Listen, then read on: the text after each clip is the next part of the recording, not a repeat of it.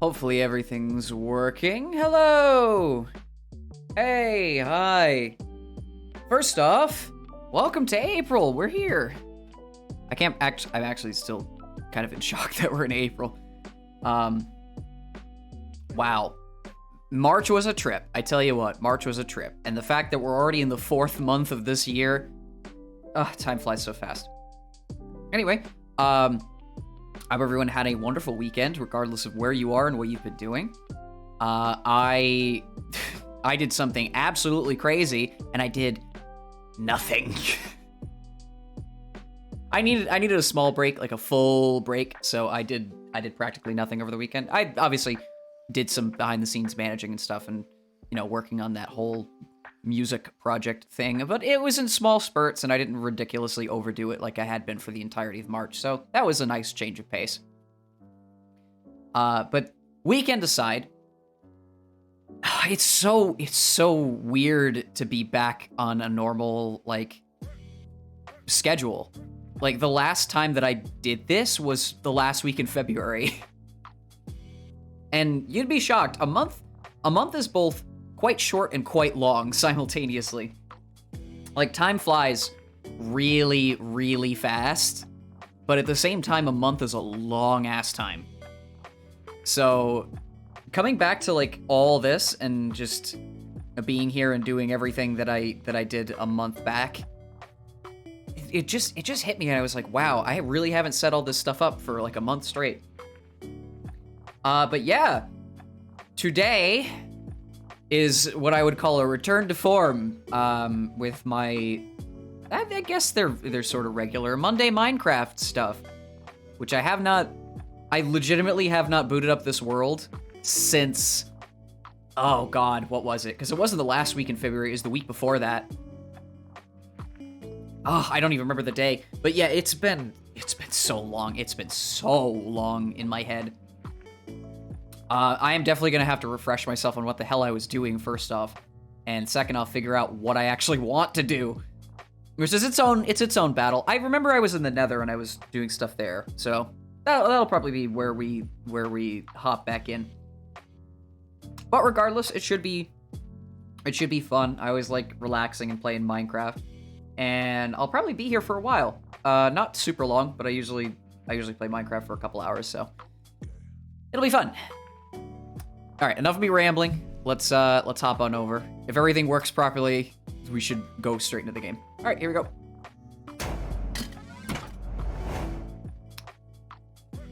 All right, Minecraft, don't crash on me. Woo! First try! I can't believe that. It actually didn't crash on me. That's a first. Every time I've launched Minecraft proper, it has this amazing tendency to just instantly crash the moment I tab out, and then I have to restart it and fix all the audio and stuff. But we should be okay. Oh, there it is. There it is. February 21st was the last time I played on this world. February 21st. I'm still in version 1.19.2 because that's where my Optifine was. And then we have all these. The creative mode stream where I built that Christmas tree fucking how long ago? Yeah, the day before Christmas. And then this horrible challenge that I don't think I'm ever gonna do again. Unless I have people with me to suffer. And yeah, let's get into it. Oh, also, as an aside, one of my streamer friends named Remy the Tack Rack is currently doing their first affiliate stream. It's a 24-hour endurance stream, and I'm going to really quickly shout them out, so pardon me 1 second. I would obviously say go visit if you have time. They're probably going to be streaming for far longer than me. Just make sure that works. There we go. All right. Yeah, absolutely go visit them. They deserve all the love and support, and it's their first affiliate stream, so go check them out if you have time. Holy fuck, I cannot believe I'm back here. Oh my god. It's him. It's the god of steez. Oh.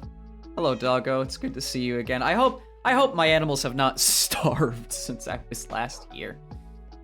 And Isaac, the little guy. Oh, my wonderful little cat. Wow. Yeah, it's gonna be definitely like a walk down memory lane when I figure out what the hell I'm gonna do. Wow, it's been so fucking long. Oh yeah, and I stole my skin. Woo! I had this weird bug when I like launched Minecraft today. You know, to get everything set up, obviously. And it was the strangest thing because for some unknown reason, like my account was logged in, but it like my name got reset, like my user got reset, and it took my skin away. And I was like, that doesn't seem right. The last time I checked, it was tied to my account, so I don't know what the hell's going on there.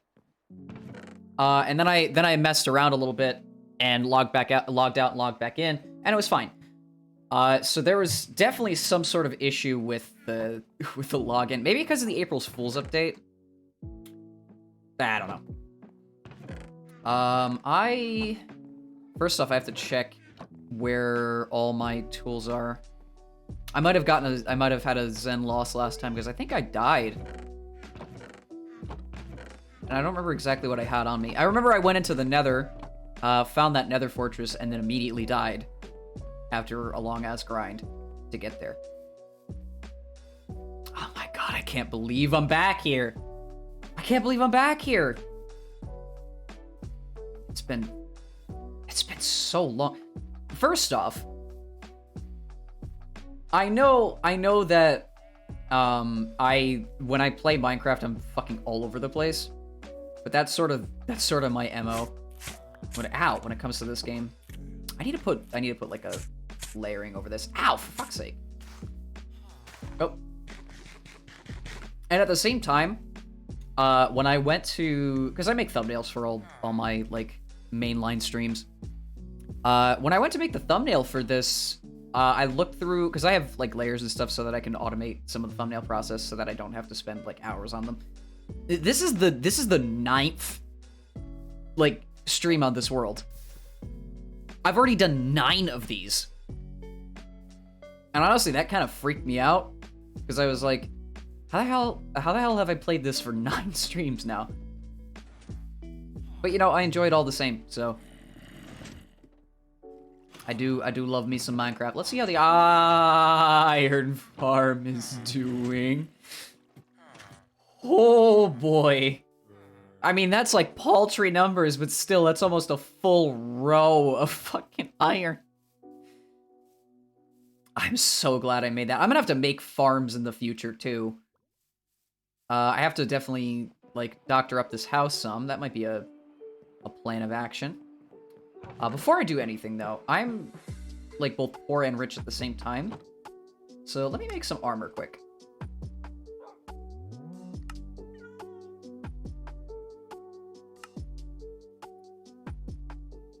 If I'm awfully slow, that's because I'm technically a grandmother when I play this game sometimes. There we go. Apparently there's a quick equip coming in 1.20. Unless it's already in 1.19, I'm just not aware of it. Possibly, I don't know. I am excited for 1.20 though, that's for sure. I've seen a lot of good things. Speaking of updates, while I don't follow Minecraft as much as some people do, I follow it to an extent. Like, I'm abreast of updates, as they say. And the April Fool's update is pretty silly, from what I've seen. Like, silly in a good way. And that makes me happy, because I love the April Fool's updates. They're all over the place. Apparently this time around is like voting or something, which is great. That sounds like such a hilarious doubling down.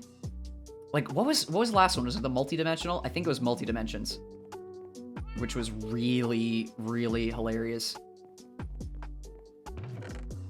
And then I saw a video a while back of someone trying to beat the game, in that, like, multi-dimension. It might have been Recrap or however the fuck you say it. I don't know. It was that guy. And he tried to beat the entire game with the update. And I was laughing my ass off. I love their April Fool's updates. It amazes me on one hand how they have a team that's just... Oh, fuck. How the hell is there dirt there? There's a team that's just dedicated to making silly updates, while there's... It might be the same team, honestly. I don't know how hard Mojang or Mojang, or however you want to pronounce that, works. But they have a team that's dedicated to making silly April Fool's updates, and I can't help but get a kick out of that. Oh, right. I remember I had a bunch of hay bales from the villagers that I somehow blew through very quickly. I'm gonna till this big ass field. Honestly, I'm just glad to be back on this world. There's so much left to do. Like, I'm still early game, legitimately.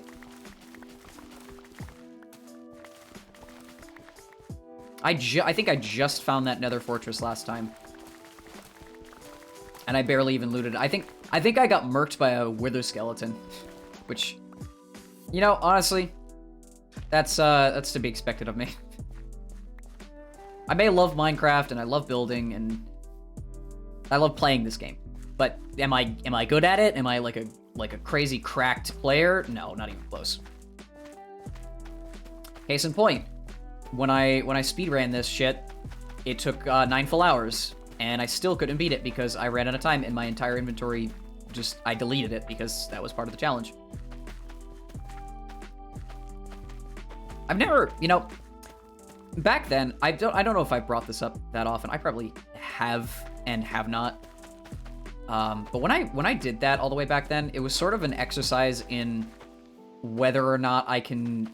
One, whether or not I can actually, like, beat something in a timely fashion with a challenge stapled onto it. And two, whether or not I can beat Minecraft in a timely fashion with a challenge stapled onto it. And lesson learned, I cannot beat Minecraft in a timely fashion because that is not how I play this game. I absolutely try to take my time with stuff. 110%.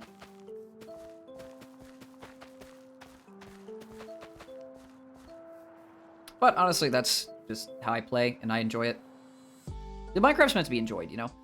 I mean, there's people who play it for competitive sake. There's people who play it for speedrunning sake, which the speedrunning community behind this game is nuts, and I commend every single person who tries. But I don't know. This is probably my personal, like, feel-good game. Unless a creeper shows up, and then it becomes not a feel-good time. It just depends on the day. One thing is for certain, though. I despise the Nether. So doing anything in there sucks until I'm, like, confident in my own personal abilities.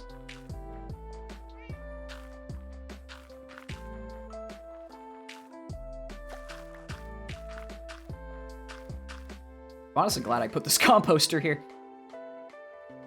I think I have spare seeds. I'm making sure that I'm not, like, deleting everything just in case. Then we get to craft bread and go back into the Nether.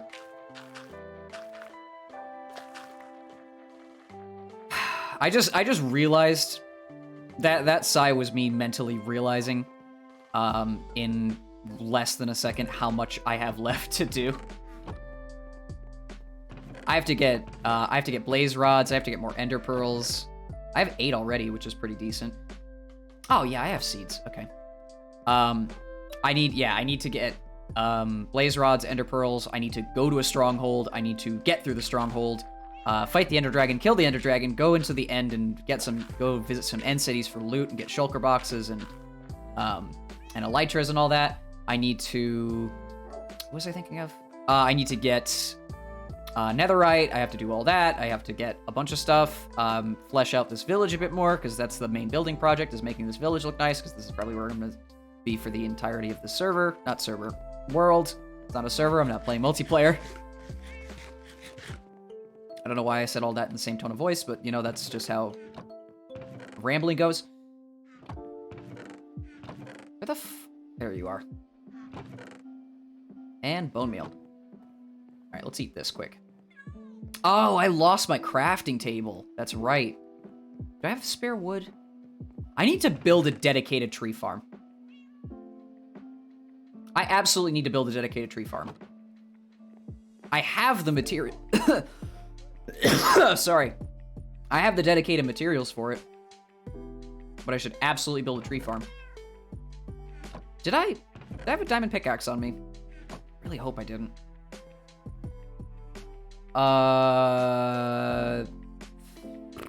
Furnace. Where's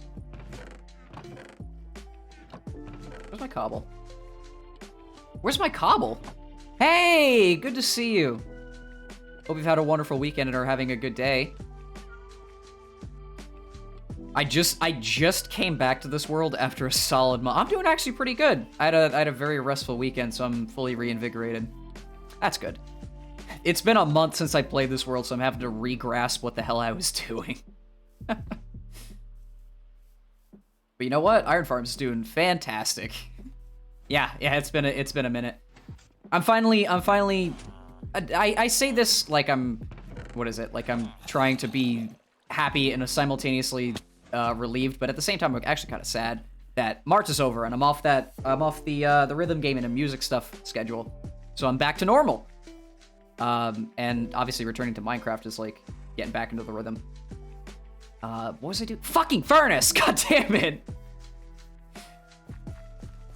And we return to me not remembering what I'm doing every 5 seconds because that's how I play this game. Hi, Mr. Creeper. Please don't kill me. Please don't kill me. Please don't kill me. Please don't kill me. I need a shield as well. Yeah. March was all, the theme of March was like all music and rhythm games because I love music. I do. And I wanted to play as many new and, like old, rhythm games as I possibly could just to vibe with the soundtracks and, you know, have fun. And I absolutely did. Like, that was, like, the entirety of March was some of the most fun I have had playing rhythm games in a very long time. And honestly, some of the soundtracks are still stick with me even to this day. So it's like, I think, you know, I think it was a good experience. I'm gonna say it was a good experience. And just because the month's over doesn't mean I'm not playing rhythm games, because I think that's definitely part of my repertoire now, so to speak. I just love music. And putting music in games is nice. I need, oh my god. Brain, stop giving me projects that I can't work on in a timely fashion. Please. I can only do so much. AC. Is that Assassin's Creed Armored Core or something else? Because that means a couple different things in my head. Animal Crossing. I was completely off. My bad. Honestly, that's a vibe though. No, it's okay. There's just a couple of games that I've played that have AC as the acronym. Honestly, that's completely fine. At least you didn't say, I'm playing a game right now. It's like, alright, cool. Cool. I'm just gonna have to guess. Torches! Motherfucker. Do I have coal? How bad was my Zen loss last time? Do I not have any coal? Jesus Christmas. Alright, well, you know what? Before I go to the Nether, I'm gonna start building a tree farm so that I can properly, you know, get that up and running. Question is where? We have this whole sugarcane pond, which I am absolutely in love with. This is part of where the village is gonna expand. There's this whole forest back here that I think should stay a backdrop because it reminds me of my backyard at home. I don't know, maybe off to the left side? Like where the cave is? Automata, oh no. Okay. Any song suggestions? Because I'm just gonna mess with this thing.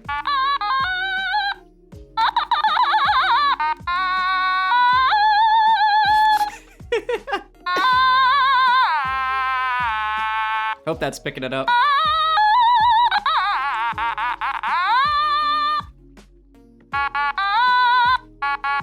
Hold on.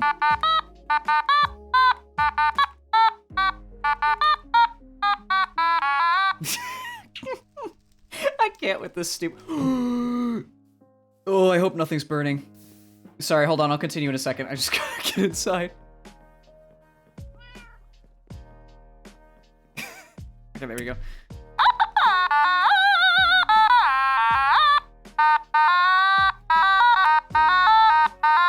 Oh my god, where is it?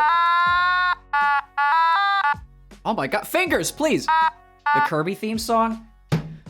Hold on. So, excuse me 1 second, because I have horrible memory and I have to look this up. I could probably do it, just give me 2 seconds.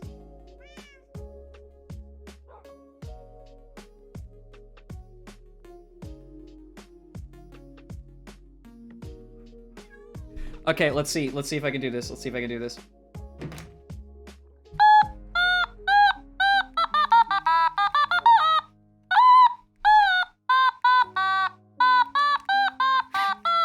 It's so bad!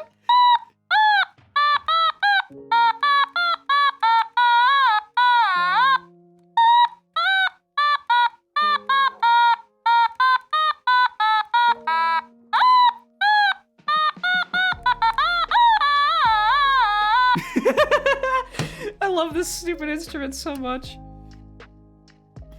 Listen, for someone who literally has never played an automaton until I bought one while being in Japan, this is one of the hardest instruments I've ever touched in my life. Yeah, it's absolutely a hilarious mess to mess with, but this is genuinely fucking difficult. Hold on.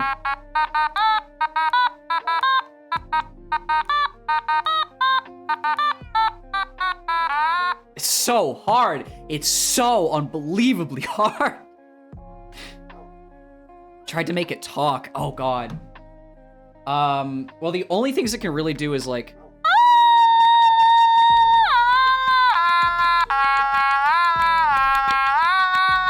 It can do mam, and that's all. Yeah, it's insanely hard to get pitch right. Alright, break over. Listen, I put that as a redeem just because I love how fucking silly it is. And it's within arm's reach, so picking it up and just messing with it is absolutely hilarious to me.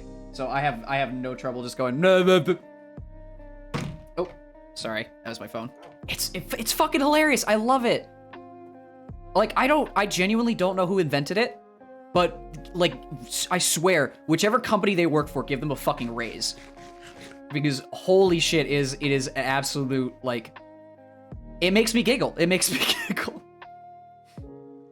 It's so hard to take yourself seriously when you play an automaton, which is why...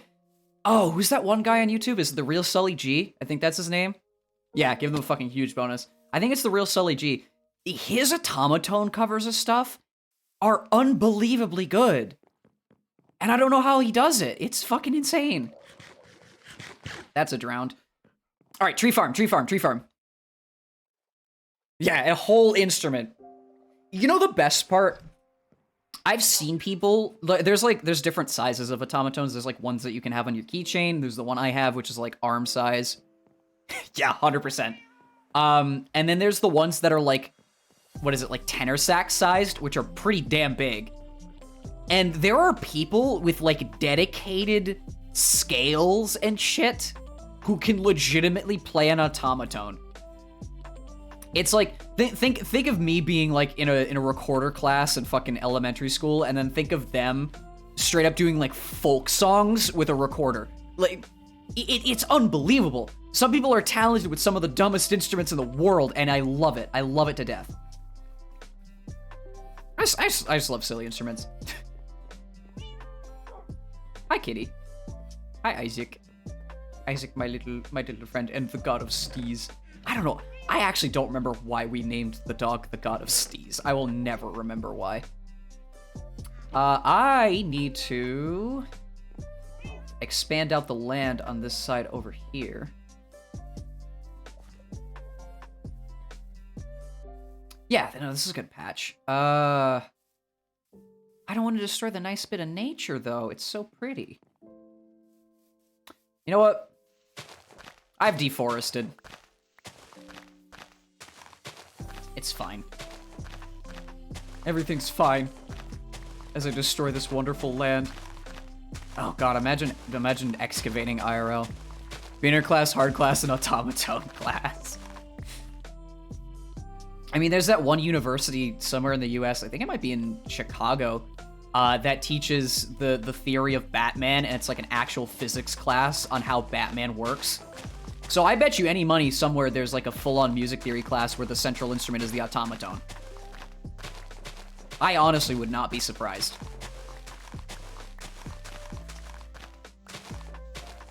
And whoever like majors in a, right? Yes, he is.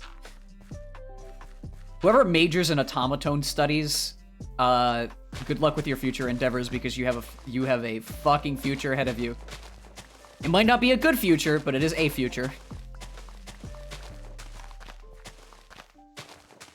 That's for damn sure. Have I dug out a decent enough area? I am probably. I have to connect that up to the cave here quick, because that's my mine shaft that I haven't touched. I legitimately hate my brain sometimes when it comes to Minecraft. Because unless I'm like dead set on one project. Oh, excuse me. Unless I'm dead set on one project, I always bounce between multiple thoughts simultaneously.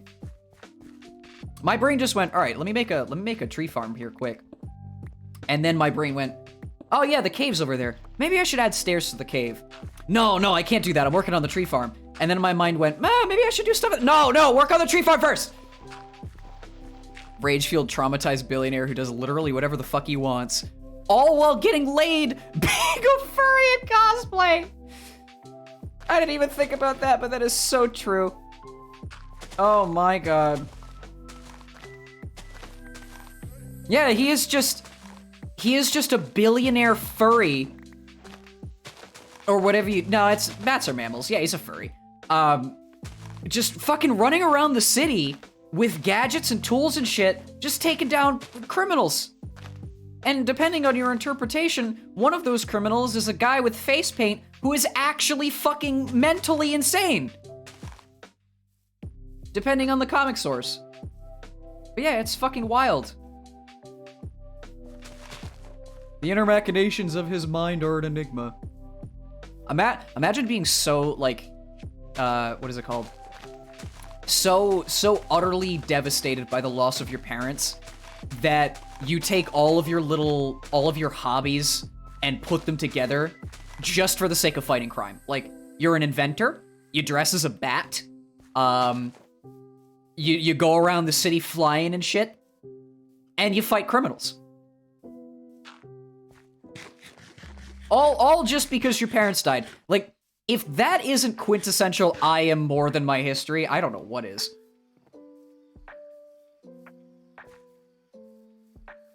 Being on the same level, yeah. I don't, I honestly don't know if it's a comic thing, a writer thing, or a fan service thing, but having fucking Batman fight Superman, that is like next level chaotic fucking storytelling. The Man of Steel, the guy who I swear to you has in multiple canons straight up become the god of the universe by being close to the sun on a couple occasions. Like, on par with a dude in a fucking bat costume and a lot of money. Like, that's fucking crazy. And that's why comic books are both silly and hilariously awesome. And also really dark. Just depends on who's writing. It's fucking hilarious. The context alone, it's so fucking insane. It's so insane. It's insane. It's insanity. It's so hard to think about it and not go, yep, this is how this works. It just works. Do I have a bucket? You get a bucket. Oh, how's my lava cauldron doing? Where did my... Oh, I lost buckets before too. Son of a bitch. How the...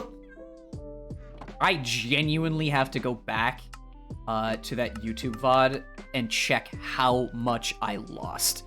Because I'm aghast at the amount of shit I remember having and just not seeing it right now. Yeah, all because his parents were killed. Fucking crazy.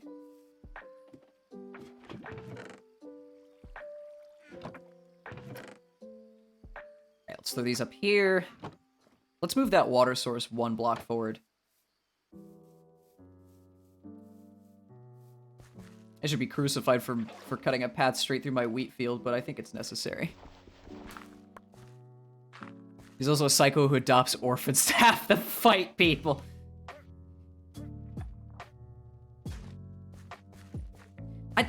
It's so hard to tell where Batman sits morally sometimes. Like, is he truly good? Like, I feel like he would be because he's a vigilante who fights crime, but at the same time, he's like chaotic neutral sometimes. He has these bouts of like, I am the hero of Gotham City and I'm the only one saving these people from certain destruction. And he does shit like that. Yeah, morally gray, that's true.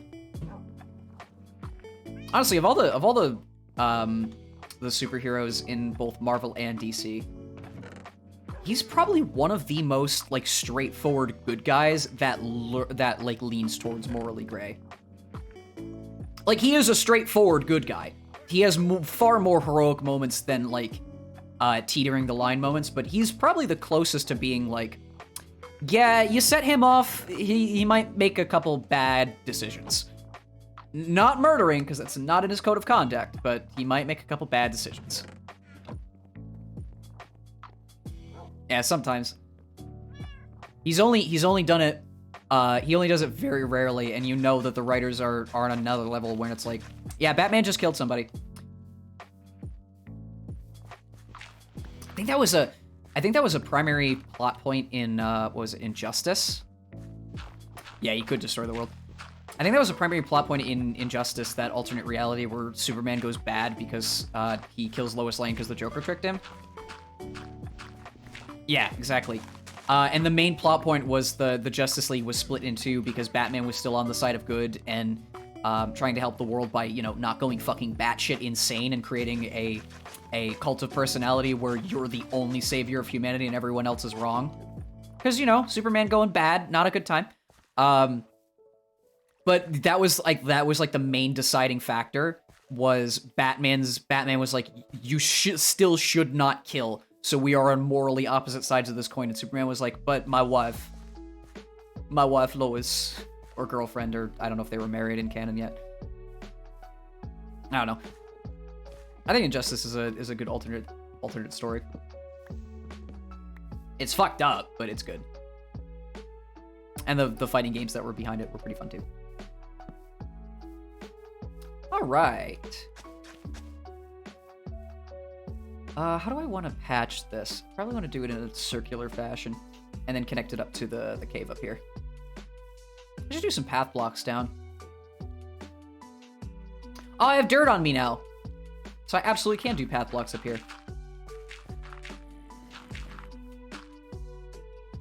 Ugh, this is gonna look terrible. I'm gonna have to fashion it in a certain... Why do I hear zombies? Bruh, where are you coming from?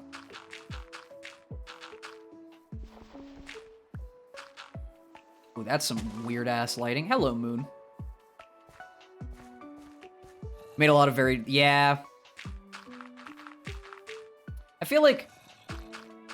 I don't know if this is a hot take or not, but I feel like writers of like mainstream media in the past decade or so have had a severe issue with like trying to write properly good stories without pandering to demographics, making their characters overly perfect or overly flawed, making characters hateable, likable, or unlikable for the sake of plot, you know. 90s were pretty good. Yeah, yes, exactly. It might just be a new generation of writers who were influenced by old writers, but also want to bring their own like story beats in, and it could be rose-tinted glasses as well. Yeah. It could be rose-tinted glasses as well, where a lot of the time, like, writing back in the 80s and 90s probably wasn't as fantastic as we're all thinking it was. But it's decent. Same. Yeah, I'm in this weird gray area where I'm younger than that generation, but I know enough about that generation to get by. It was a good time. Again, flawed, much like every generation, but it was a good time. Oh, 110%. You can say that about anything, though. It's all about finding the diamonds, and again, we're probably looking back with nostalgia, but there's a lot in there that was fun as fuck. And yeah, the cringe does make it good. There's a lot of so bad it's good back then. Even now, there's a lot of so bad it's good stuff. That is its own can of worms. Why did I just run back and forth and not do anything? Fuck, tree farm! I was like, I need wood for fences, and I don't have wood for fences! But I have to plant acacia saplings. All right, let me peter out the plot of land for this first. OG Thundercats, He-Man, She-Ra. I legitimately fucking love OG He-Man. It's so goofy. It's so campy. But it is so fun. And listen, even if you're like not familiar with OG He-Man, like Skeletor's awesome. Skeletor's so dopey, but he's so awesome. Yeah, the cringe made it hilarious, 100%. The best word to describe stuff like that is campy, because yeah, 100%. Even to this day, I still get an absolute fucking giggle out of Skeletor. He-Man? Box sets? That's fucking awesome. That's fucking awesome. All right, how am I gonna organize this? Let's do T-shapes. Actually, do I want to expand this out some? Yeah, let's do it like that.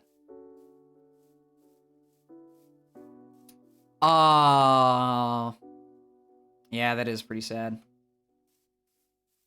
Damn, box sets.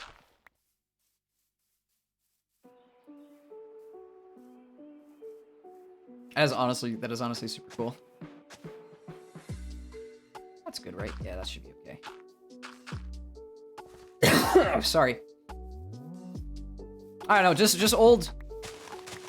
Oh, that's such a, yeah, no, 100%. And you can sit down and watch it together like old times. Gem and the Holograms. Wow. That's a name I haven't heard in a long time.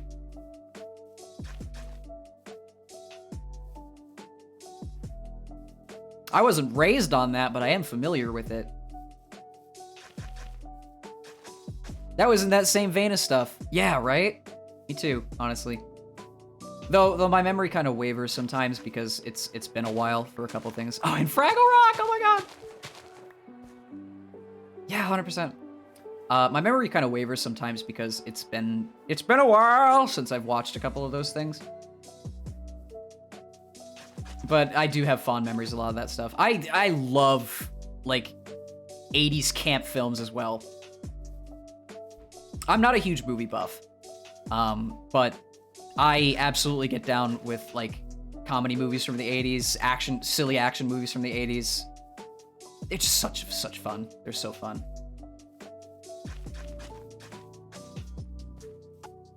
I don't know, maybe...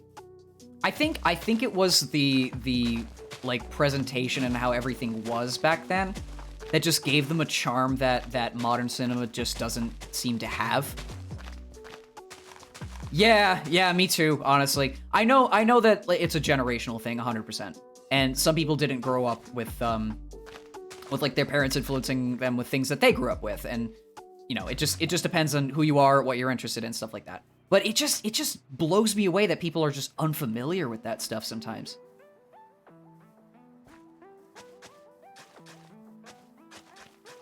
I know it's sort of a trope at this point, that it's like, well, yeah, you're old. We don't know about that sort of thing. But the fact that people actually don't fucking know what VHS is makes my insides hurt. Like, we have a VHS set at home still to watch all the old tapes. And like, the fact that people don't know what that is like, what? How? Yeah. Gotta know the cringy bad stuff to truly understand quality. Yeah, 100%. But I don't know, maybe it was that old 80s quality that just made dumb action movies and hilarious comedy all the better. But I swear I will go back to those films and double down and fucking love the shit out of them. Monty Python, anything with Arnold Schwarzenegger in it, Young Frankenstein. Yeah, that too. A lot of the action films from the 80s took themselves so seriously, and that makes it so much better when it's just like, it's just dumb action. And they wanted it to be 100% serious. And I fucking love it.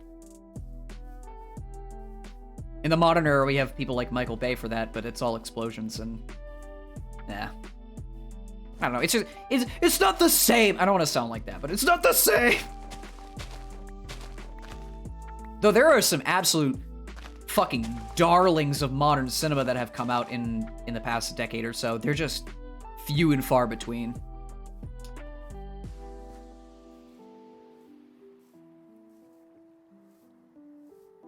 Honestly, I would love to too. But I don't do VC stuff all that often. I don't know, maybe I'm just reserved.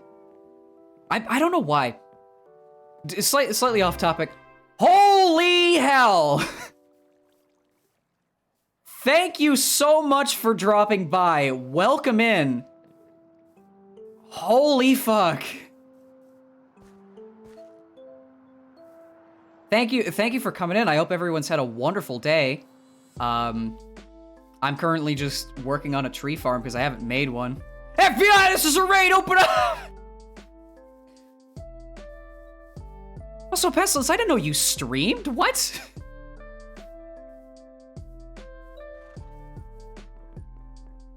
But yeah, thank you so much for coming in, everybody. Seriously. I need to check out your streams more often. I didn't know you streamed.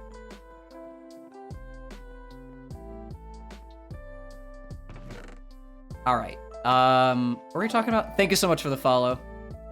Genuinely appreciate it. Thank you so much. I gotta plant some birch trees. Oh, okay, yeah. Yeah, honestly, me either. Talking about the man in the He-Man in the 80s shows. Yeah, He-Man. We were going down a nostalgia trip lane. Even though I'm far younger than what I would have been had I grown up with that stuff. Like, my parents grew up on that stuff, like, hardcore. They lived through the entirety of the 80s and the entire... Yeah, 100%. I hesitate to bring up Papyrus, but it's true. What was I gonna say? Yeah, my parents grew up with, like, 80s, 90s stuff. And, like, I'm so glad that they showed me that stuff. Because, again, it's childhood to them, but it's in the past for me. Oh, am I about to open up yet another can of worms? Oh boy. Oh, that's your era. I am absolutely... Listen, for anyone new here, this is my first Minecraft stream in roughly a month. And 9 times out of 10, it's me just kind of randomly doing stuff and talking about whatever topics come to mind. That's just how I run this show. Oh, God. Yeah, for reference, I was Music Man last month, yeah. For reference, my parents, right now, my dad is, I'll give you an exact number. My dad is 52, and my mom is 49, about to turn 50. So they have lived through the 70s, the 80s, the 90s. Yeah, DJ, hey! Musical madness. But they lived through the 70s, the 80s, the 90s, the 2000s, the 2010s, and now the 2020s. 48! Damn!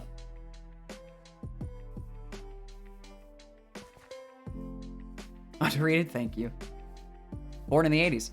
Hey, it's still a good generation. But yeah, wow. I welcome people of all ages, all identities. I honestly don't care. I just like chatting with people, so.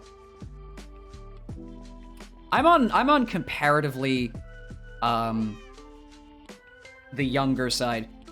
I obviously don't want to give my exact age because, you know, privacy. But I am in my 20s.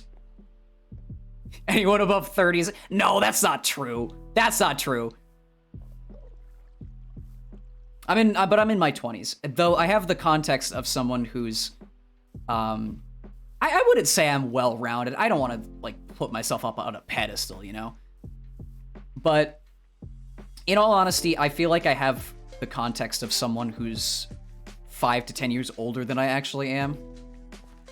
I do get that, though. Yeah, the man, you're old, and it's like, oh, but I'm 32. It's just being worldly. I think that's what determines, like, actual age. Fuck, what was I doing? Right, planting acacia saplings. Why am I so mentally all over the place? I'm sorry. Yeah. I mean, listen. Unless you're still, like, a proper child. There's always that one time that you're gonna go, man, I feel old. Just because that's how like time works. I mean, think about it this way. We have just entered the 4th month of 2023. Okay? Take those emeralds though. No, don't you dare. We've entered the 4th month of 2023. Right, that's what I mean. Oh, damn, that tree grew fast. But as someone who has definitely lived for hopefully a quarter of my lifetime, I still feel that I'm inexperienced in a lot of the ways that the world works, but at the same time, I think back and I'm like, wow, I was how the fuck are we in 2023 right now? And you can say old with literally anything, so 15 to 32 at the same time.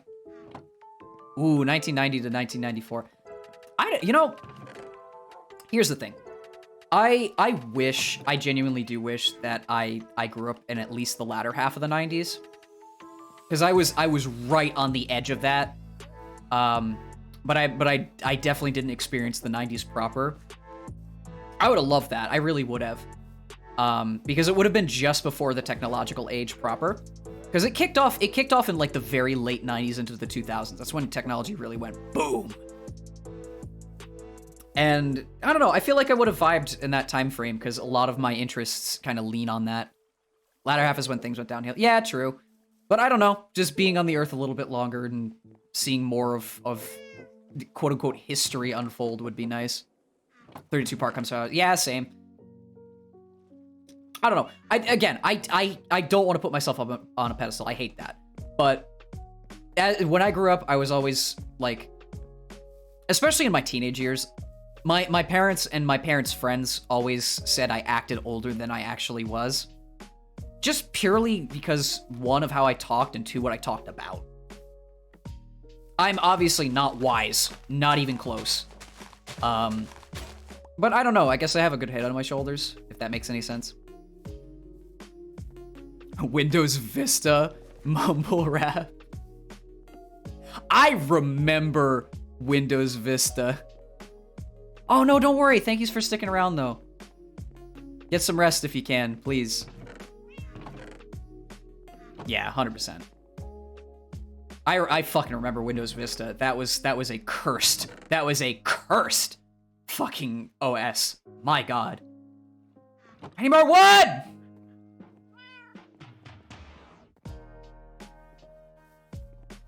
So done with this not having enough wood BS. Looks true. I honestly think that a lot of my personal interests lean pretty hard on the old stuff. No worries. I can't type either, so we are of the same cloth. A lot of my interests lean towards the older generation of stuff. Not because I don't relate to a lot of the new stuff, but because I don't know. It's just my personal interests, so. I obviously don't mind new things, but I'm semi-old-fashioned. If like, when I think new, the two things that come to my mind that I lean pretty heavily on are video games and music. Like, new games, yeah, 100 million %. New music, yeah, 100 million %. Movies, 80s, 90s. Shit like that, 80s, 90s. 80s cartoons, though. That's one area that I'm not truly informed in. I don't know, I'm weirdly live action when it comes to 80s stuff. Maybe my memory's just failing me on that. But yeah, I feel the very in the middle generations thing. It's just, I don't know. Some people are wholly dedicated to like the exact time frame that they grew up in. And then some people dabble in multiple time frames. It's just about having well-rounded interests. Yeah, I feel you on that. So it's so messed up now. Yeah. Listen.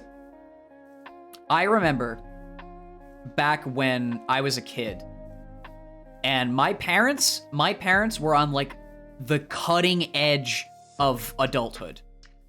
And now my parents are like 2 generations behind the cutting edge. Born in 04, but don't feel like Gen Z. Hey, you know what? Honestly, respect. I have no like genuine dislike for people who are younger than me by any means. I just don't, yeah. You know what I mean. Hang on 1 second. Boom, boom.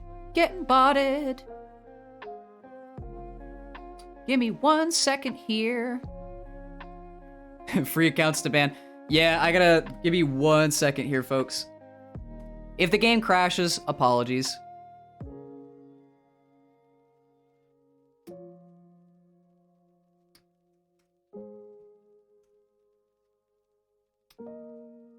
Raised by boomers in their 70s now. Yeah, true. Honestly, I would not to be a spoil sport or anything like that, but I wish I had mods. Like mods who are active.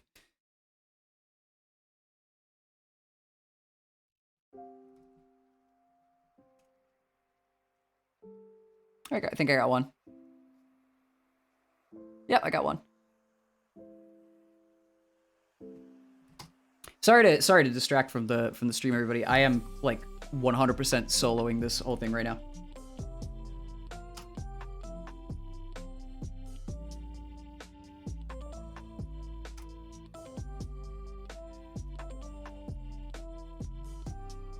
There we go. That's everybody. Okay, back to it. Already a mod in friends chat, don't even know. Hey, you know what? I don't understand how the whole mod system works. Again, I've only been doing this for 4 months? 4 months, I think. Has it been 4 months? November. Yeah, roughly. It'll be 5 months on April 22nd. Honestly, I don't think it's super. I have one mod because they set up my Discord server. It's Miyako Morningstar. They might pop in occasionally. But I honestly don't know how the whole modding system works. Babysitting. Again, I'm learning the ropes as I go, you know? And I think I'm doing a pretty decent job. Active on Discord and Twitch. Hey, look at that.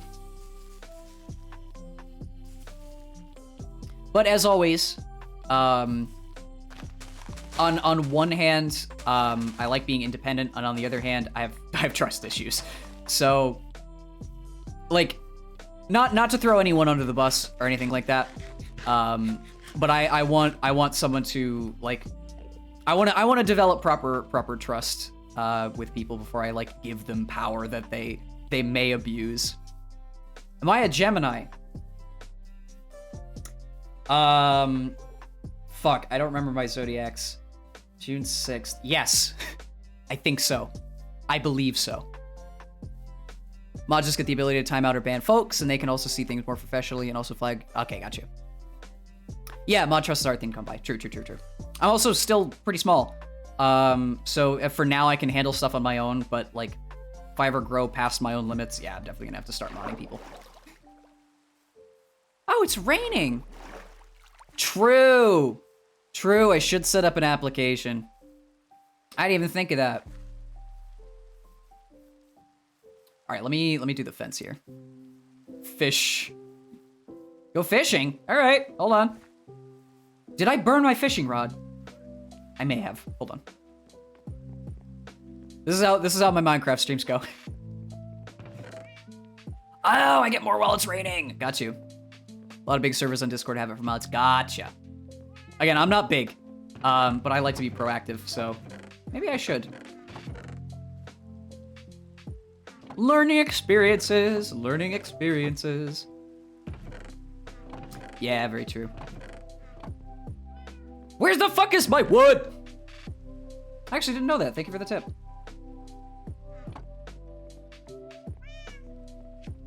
All right, let's go fishing. Okay.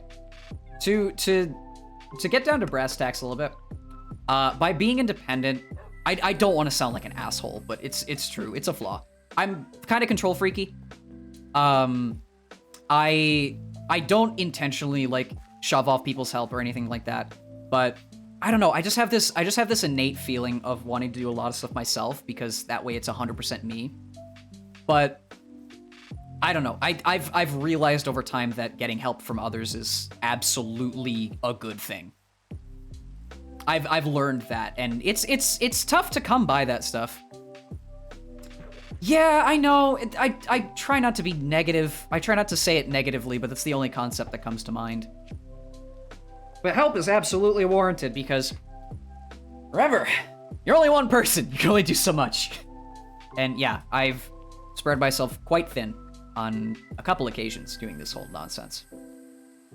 I'm proud of what I've accomplished, but I realize that in the future, A, time is hard to come by, and B, burnout is a thing. So I don't want to like overstretch past a point where I kill myself, you know?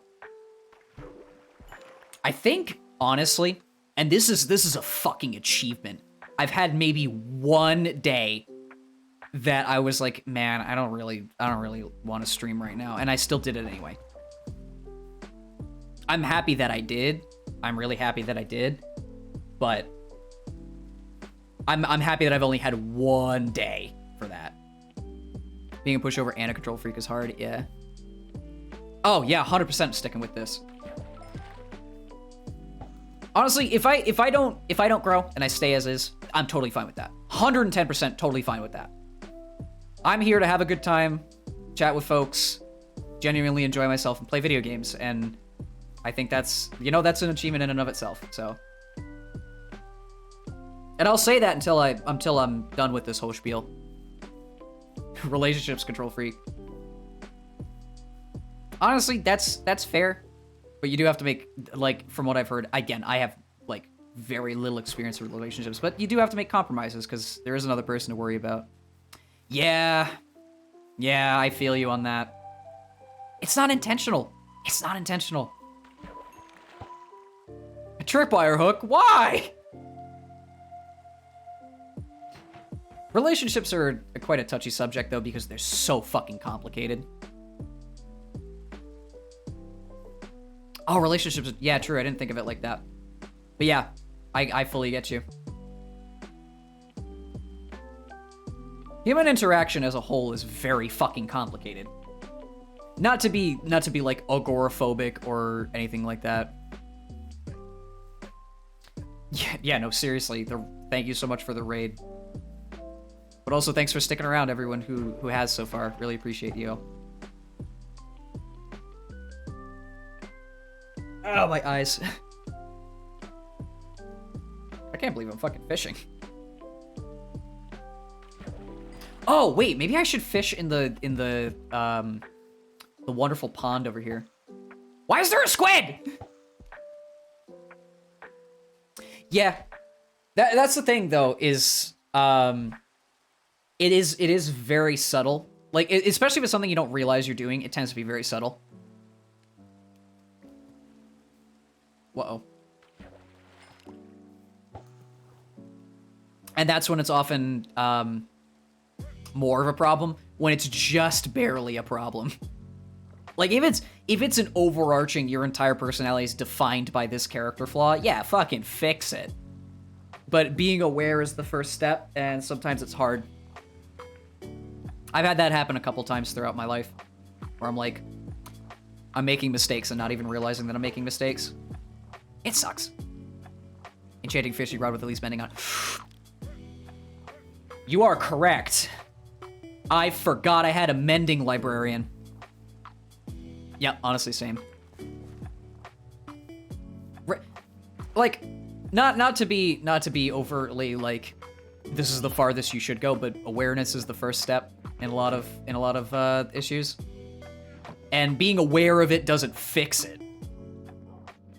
But it is nice to at least know that you're fucking up, because there's, oh my god, there are so many people that have no fucking clue that they're being asshats sometimes. And I'm like, do you realize that no one likes you? Fucking, I've met a couple people like that, and it's just like, come on, have some self-awareness, fuck's sake. Not to be cruel spirited here, but people suck. I'm gonna say it outright. People suck. There's a lot of people who just suck.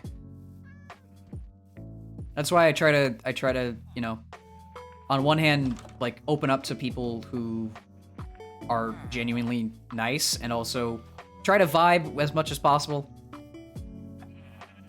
Because it's better to make friends with honey than make friends with vinegar.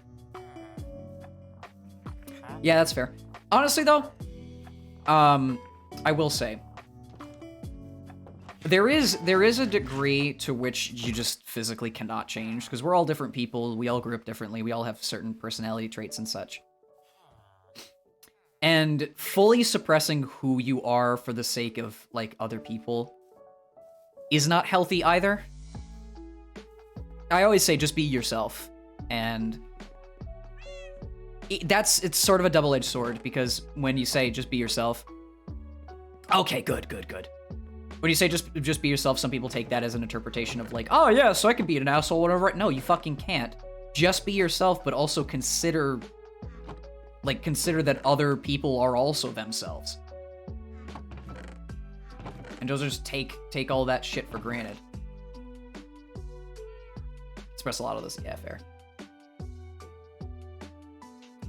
Oh, wait, hold on. Flower. Here you go. Another flower. I try to minimize the amount of, like, character. Because I know with this whole VTubing thing, that's still, I don't know why that feels so gross to say. I don't know, I'm just not used to it. People definitely play up the character angle sometimes. And my pure purpose for, like, doing this is just for the sake of anonymity.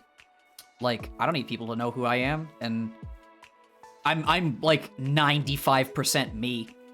There's not really much of a difference between who I am right now and who I am with the camera off. But I try to be myself, at least to a degree, because If I wasn't myself, I'd be outwardly lying, and that just feels gross. Yeah, of course, of course.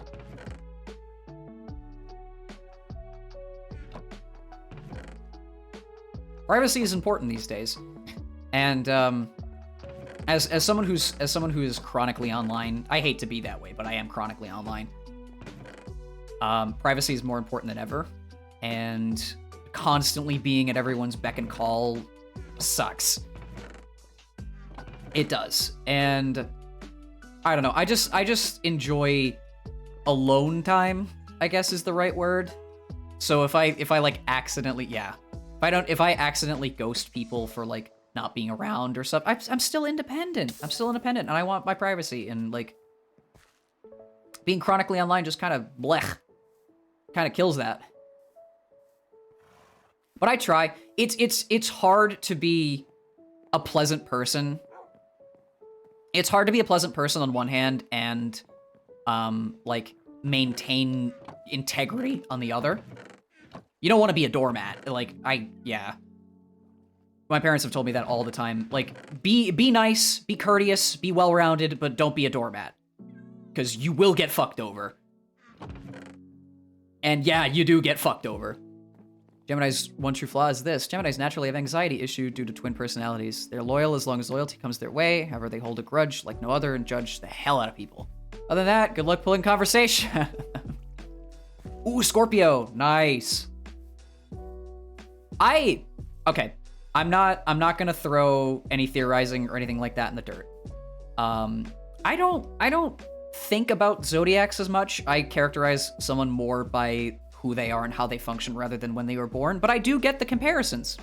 And I get the alignment and such. So having that descriptor to say like, oh yeah, that's your personality. Yeah, 100%.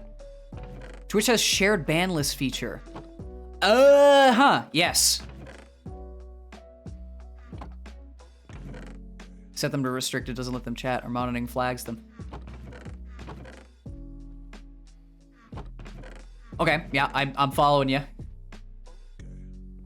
Hang on. Where am I putting this strip hook? Send a request? Yes, absolutely. Shared ban requests are 100% a safety measure. And I love that. But yeah, on the topic of zodiacs, my mom is a big proponent of those. She's used it to characterize personalities, and it's fair. There's some merit to it. A fish. Is that Pisces? I think that's Pisces. Canonically a meme. But my mom's an Aries and my dad's a Virgo for reference. So we have fire on one side and earth on the other, which is where they balance each other out. All right, thank you. Really appreciate that. Yeah, no. But hey, if it's a tool to characterize personalities, use it, honestly. Earth sign. Yeah, fair. Isn't Gemini an air sign? I think so. Again, just because I'm not 100% faithful to like zodiac concepts doesn't mean I don't know about it, because yeah. Earth, Wind, and Fire. Do you remember the 21st night of September, which is in 7 months time, probably. Did I do the math right? No, I didn't. That's 11. 5 months time. Then the fire sign attack, for fuck's sake. Yeah, they're fun. I read about this this one interesting theory one time with zodiacs, where because obviously they're far more in depth than just, oh, you're born here, this is your personality. People have theorized, and much like any like personality descriptor, people have like overly theorized with stuff, and there's cusps, they're called, where you're born on a specific like month sign, but you take personality traits from the two that you're adjacent to. So like if you're born on, I don't know, March 21st or something like that, you're on the Aries Pisces cusp. Yeah, it's like palm reading. You're on the Aries Pisces cusp, which means you take aspects of both and you're like more qualitatively balanced. Which is an interesting way to describe people.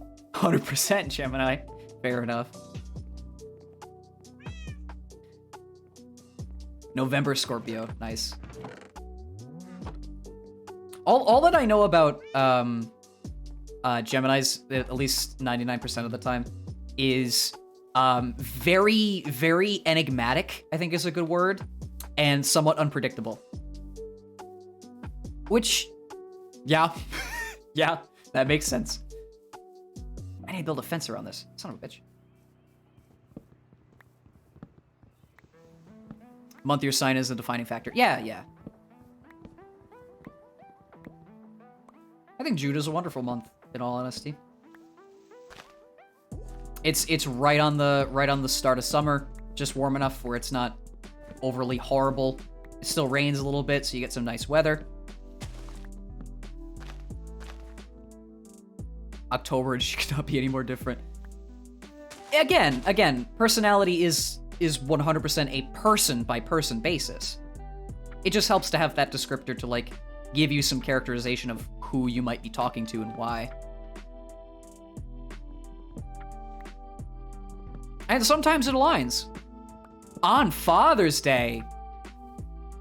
Wow.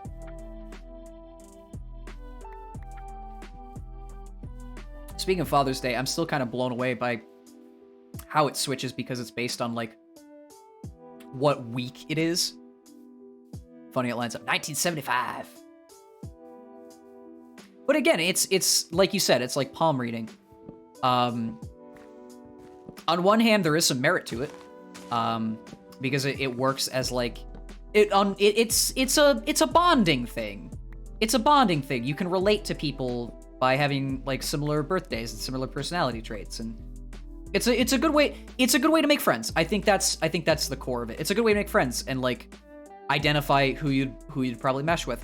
But you truly don't understand somebody unless you actually interact with them. Yeah, exactly. Not everyone lines up. And then there's the occasional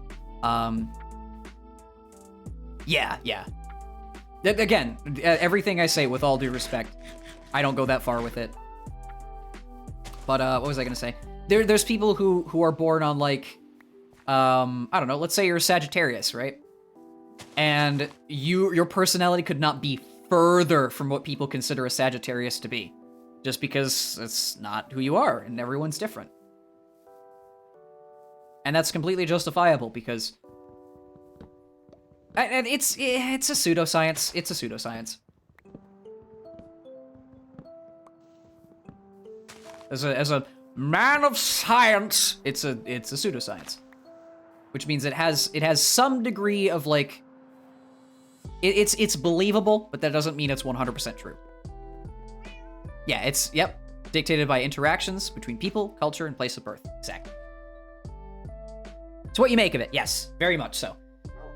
And much like anything, regardless of what it is, it could be personality, it could be personal interests, relationships, what you're interested in, all these different things. It's less about how it defines you and more about how you utilize it.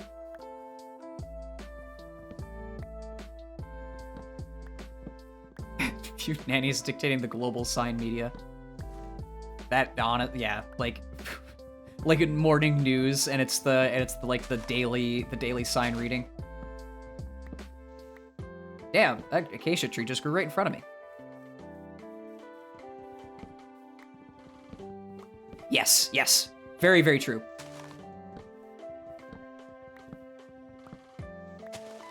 Wood rabbit.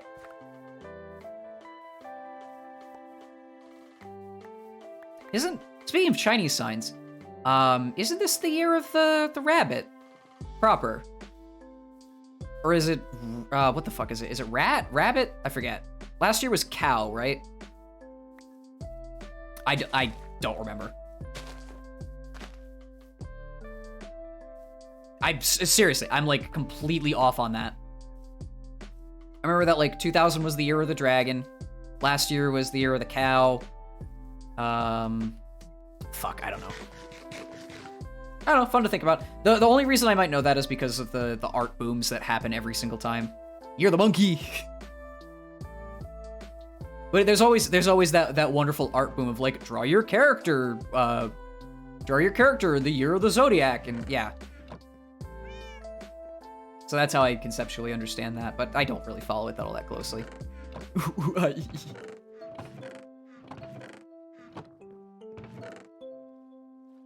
But again, it's one of those, like, for those who don't know, this is an interesting little anecdote.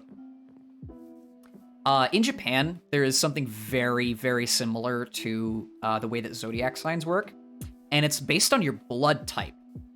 Like, they have a very similar system of, like, personality defining stuff with blood types. So if you're A positive, you're a certain characteristic. If you're like AB negative, that's a certain characteristic. If you're O positive, and I don't know the exact details on it because, again, I'm not super invested in stuff like that. But wow. Like, imagine the most dedicated zodiac person you could ever imagine. Like, everything is 100% exactly what the zodiac sign dictates.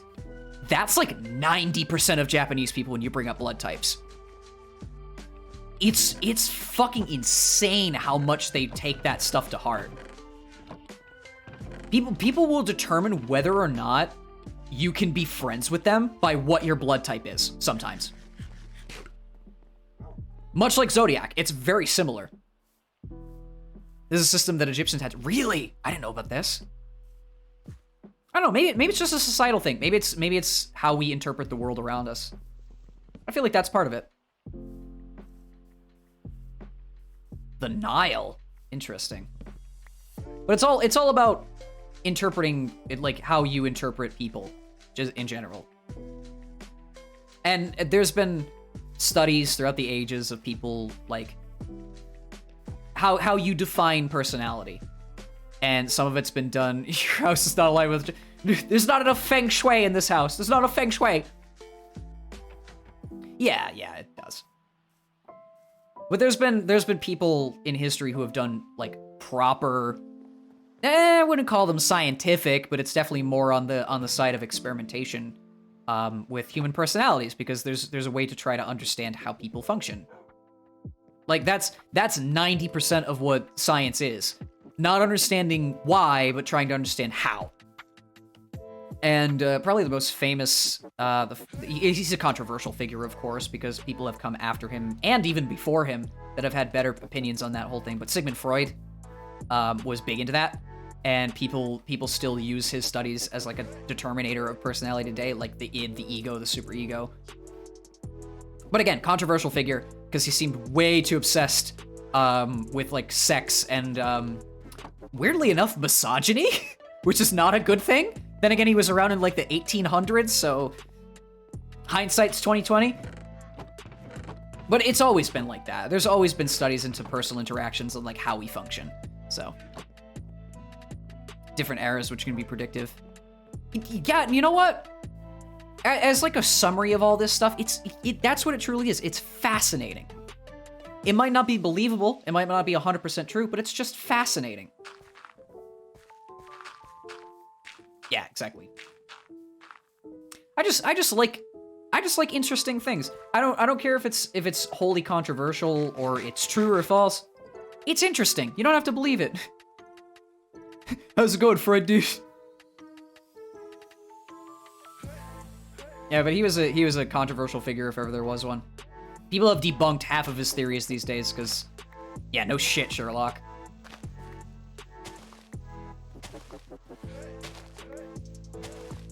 But it was probably the first, like, proper Bill and Ted. Whoa. It was probably the first truly overarching personality study that became, like, massively popular. So there is a degree of merit to it. But also, no, don't believe everything that he says. Reason Eris thing is fascinating because it lines up with different time. Ah. History's fun, just as a whole. Difference of the signs. Got you. How do I want this to look? Sorry, I'm like mentally doing multiple things at the same time. Multitasking. Stop.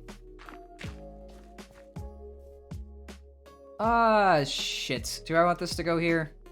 Yeah. That's gonna look horrible. Yeah, it's fine. It'll work out. We'll fix it. We'll fix it in post. We'll do it live! I need to make fences. Yeah. To sort of wrap up how I feel about that sort of thing. I find personality studies very fascinating because I took psychology back in high school. But do I 100% subscribe to any theory? No. I think that every individual is different. Everybody has a different upbringing, and how you act is determined by outside factors and your own mental faculties, of course. But there's no hard and fast way to determine how everyone is supposed to be. So I take things in stride. Yeah, there's truth, but some are unstable, exactly. Again, you learn more from personal experience than you do from some scholarly source telling you how the way things are. Not to down like scholarly sources, because that's kind of their entire life's work. But personal experience is usually the best indicator of what you believe. Seriously. Right, no one is right or wrong. Exactly. I mean, there are some people who are objectively fucking wrong, but no one is right.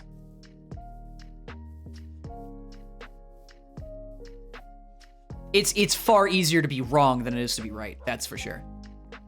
But yeah, cult-like behaviors are pretty disgusting. Oh, shit. I auto-clicked. Well, there goes all that wood. Darn. That was a mistake. I messed up. I fucked up. What do you think about this God of Steez? Yeah, me too.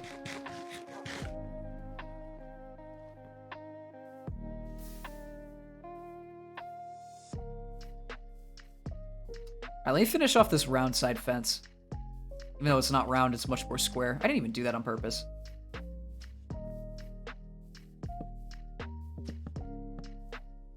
Just subscribe to whatever philosophy is most comfortable to you, but remember that whatever you think about is not always 100% correct.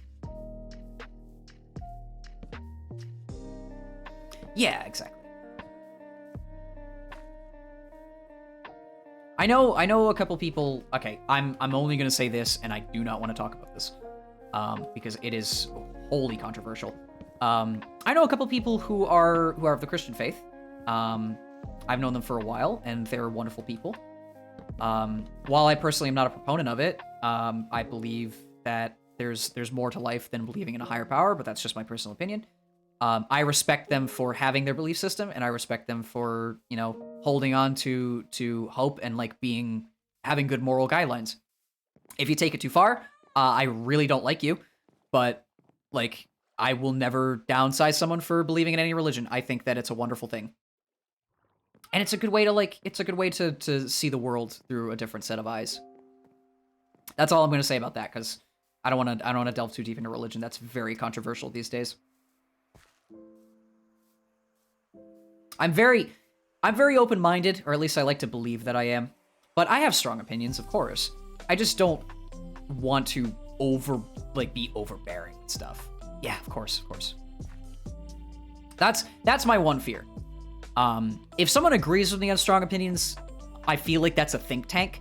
Or if someone disagrees with me on strong opinions, I feel like on one hand, they'll try to double down on theirs, and on the other hand, we'll have a wonderful discourse. And I'd love to have wonderful discourses, but that's so rare these days. Yeah, of course. Blanket labels in general suck. Just as a whole. Blanket labels in general for anything suck. Because everybody's different. I can't restate this enough. Everybody's different. Saying that all people who do this are one way and all people who do this are another is so narrow-minded, and it's just not true.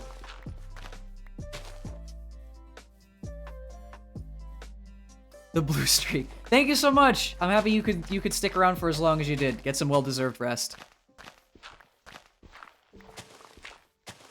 That's a good work. That's sorry, not a work. That's a good word. Nuance. I fucking love that word. Nuance is important. Nuance is very important. And everything has nuance, and it's not all black and white.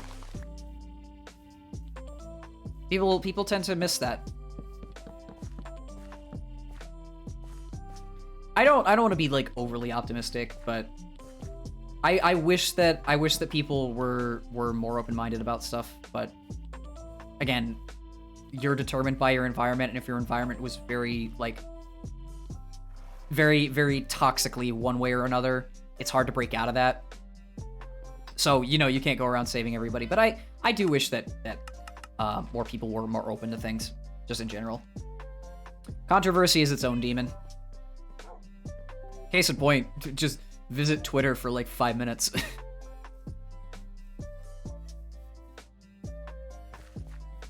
Okay, no, that's fine. Thank you for sticking around though. Seriously. Listen, I don't mind if I'm background noise. I don't mind if you turn my stream off and have to like go and do busy stuff. I honestly don't care. I'm just happy that you've been around even for a second, sincerely.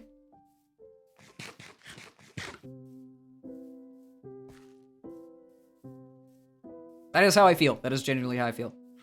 I know that a lot of people are very very dedicated to the whole like, I need to grow a community and I need people to interact, and I don't give a shit.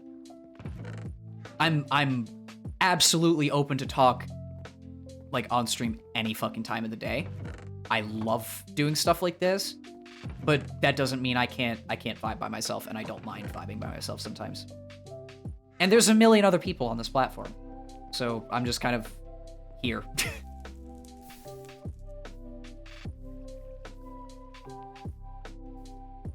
I'm actually pretty happy I've gotten as far as I have. I'm still kind of shocked that I've gotten as far as I have. Yeah, that's 100% fine. Yeah, I fully agree with you on that. If you believe something to a degree, then I believe that you should have peace of mind in whatever it is.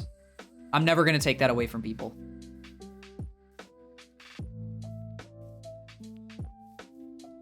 I know that there are people who are like, yeah, but that doesn't make any sense. Just leave them the fuck alone. You'd be shocked at how many people will leave you alone if you don't encroach on their bullshit. Honestly, that is a strong take. That is a very strong take. It obviously won't make everyone happy. Because, hey, that's another controversy waiting to happen. But that is a very strong take, and I feel like if more people were like that, it's just about being open. I think that's the crux of this. It's just about being open. Yeah, exactly. I do personally think though, that you don't necessarily need religion to be a good person. But as my parents have always told me, because they were raised religiously, they're less so now. But they were raised religiously. You don't need religion to be a good person, but it is a very good set of guidelines to become a good person. A creative world, I love that. I would vibe so hard with that. My God. This might be slightly off topic, but I remember seeing a question one time. If magic was real, what would the first spell you'd learn be? And it would absolutely be like transfiguration. Like if I could manipulate the world to my whim in real life, I would have a ball with the time that I spent here. And I would not use it maliciously. I would have fucking so much fun. I don't know why I thought of that, but it reminds me of like creative Minecraft. Little pocket dimension. Oh, that's what if we all become Doctor Strange when we die?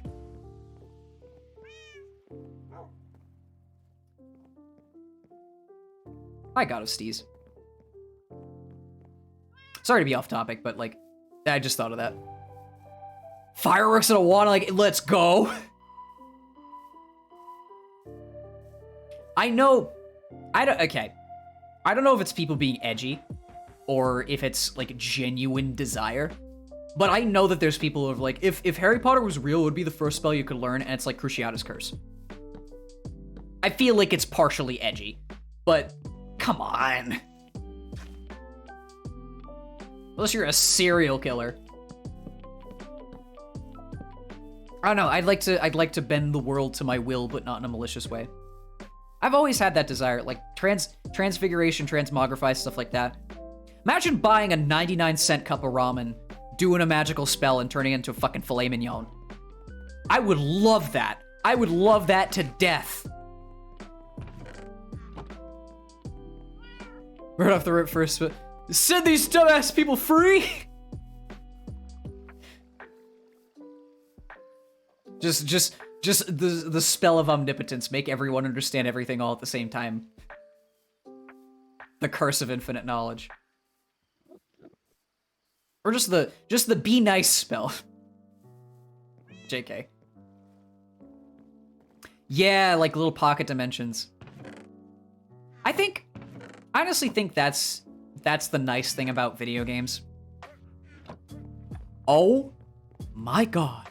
It's him. He's here. What the hell? Okay, hold on. Welcome in. Good to see you. This is the legendary paragraphman. It's been a while. I hope you're well. But what is the 77th Infantry Legion of the Battle of Victual in the year 4455? Jeebus, good to see you.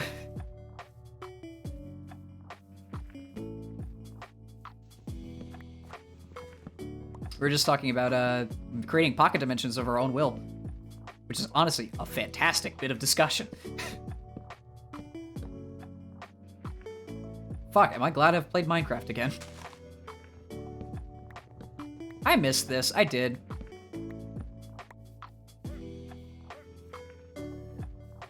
Did I plant those acacia saplings? That I did, that I did. Freeing the ignorant, yeah. It sounds self-righteous, but it has good intent. I shall free the ignorant from the caged mentality.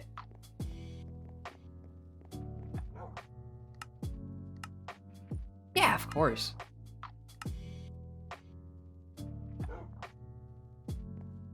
Alright.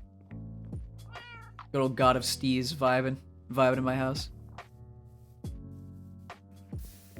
Free of charge. Free lore dubs, let's go. Yeah, 100%. Just to be 100% clear.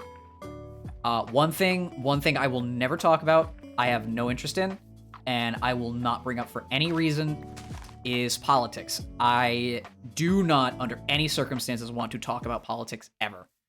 So I'm perfectly okay if that's a topic that's brought up, but I will never double down. Ever. I cannot stand politics. I have my opinions, I'm sure everybody does, but I'm good. I'm good. It's not that you can't have a proper discourse. You can. You absolutely can. But there's too many people who just fucking hate you for saying 2 words. And I want nothing to do with it. I will believe what I want, I'll vote when I want, and fuck it. Ooh, food! Yes! I'm not a foodie, but I love food. Fuck. Glorious food. Because who the fuck wants to talk about it? Yeah, exactly. Nobody does. Spaghetti? Okay, this might sound a little weird. I like... It's an Italian dish. I like pasta al olio, which is essentially spaghetti, but without the meat sauce, and instead olive oil and olives. I fucking vibe so hard with pasta al olio. It's my fucking favorite dish. Really? I love olives. I don't know, I grew up on them, so. Everyone's got different palates, though. Besides boomer parents who, yeah. No politics. No. Food. Oh shit, that was the wrong, fuck. tilled farmland. Damn it. Didn't want to do that. There we go. Quarter teaspoon of baking powder to sauce. Cut the acidic... Ah! Clever, clever. I'm not a cook by any means. I'd love to, like, learn proper. But it's fucking chemistry. It's so cool. And you can make some banger dishes. Baking, too.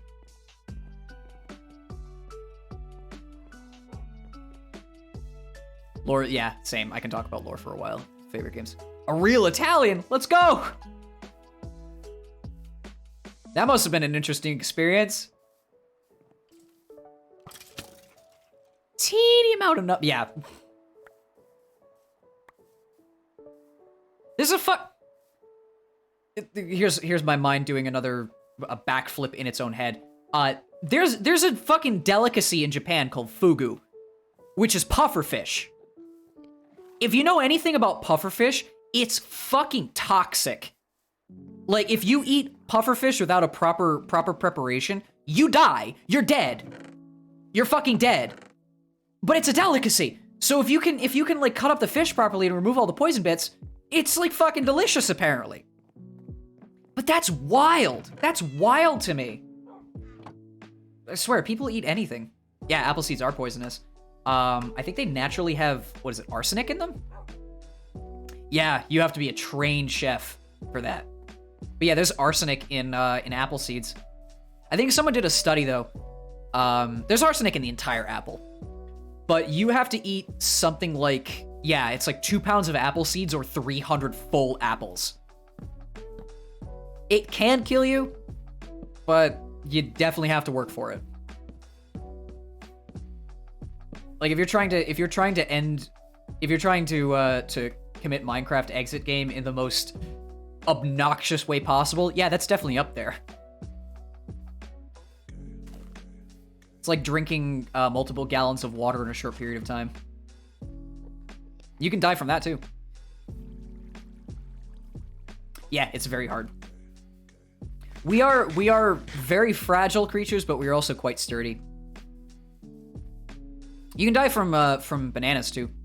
You can poison yourself with potassium. Yeah, right.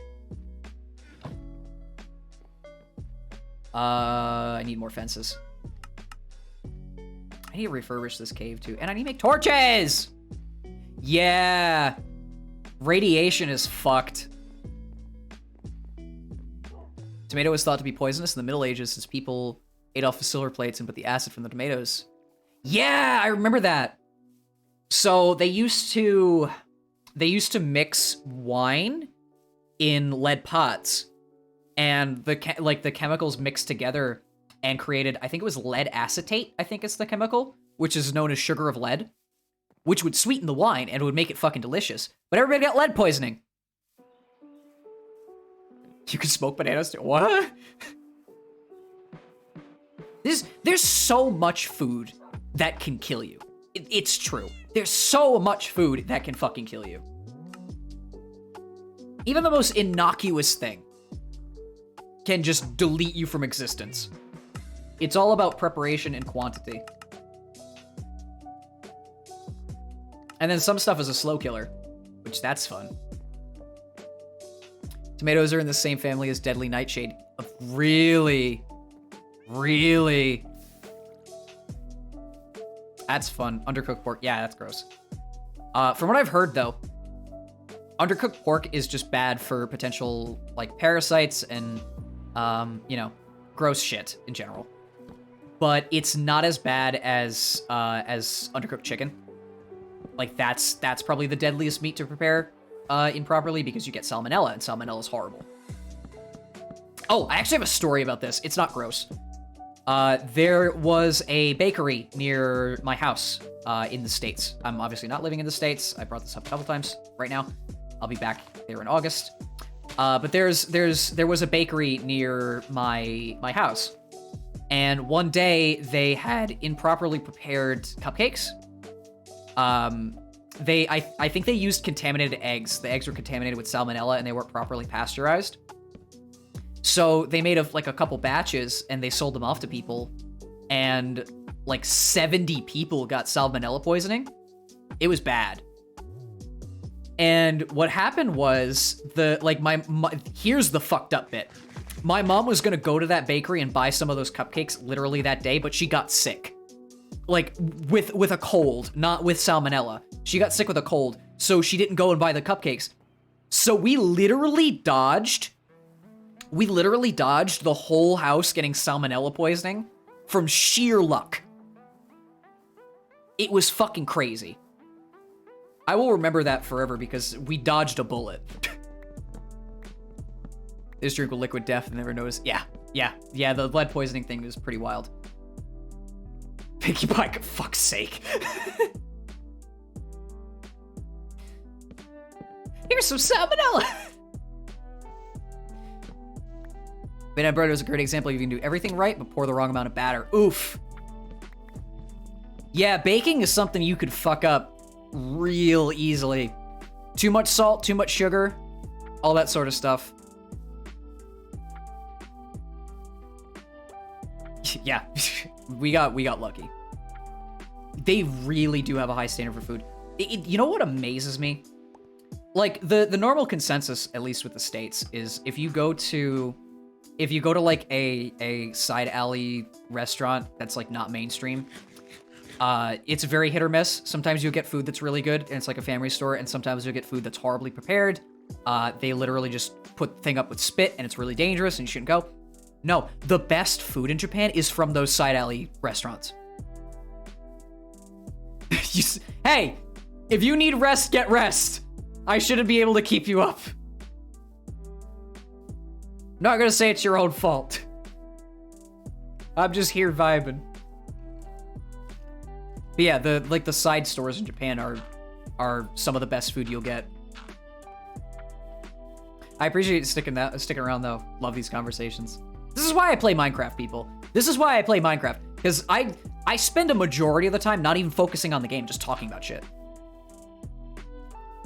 Yes, there are. Yes, there are.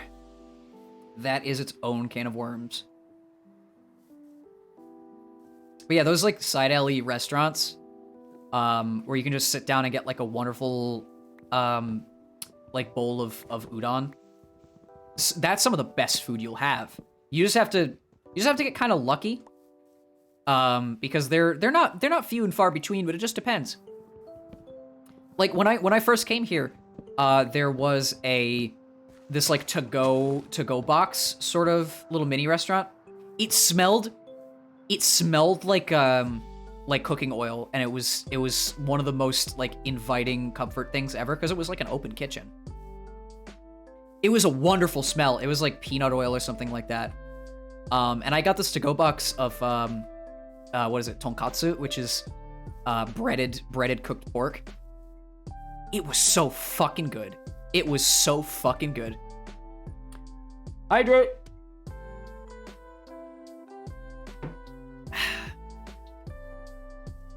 It has a bunch of pros. I can get more into like talking about Japan when it becomes more relevant to me. But as it stands right now, I'm more just kind of living here.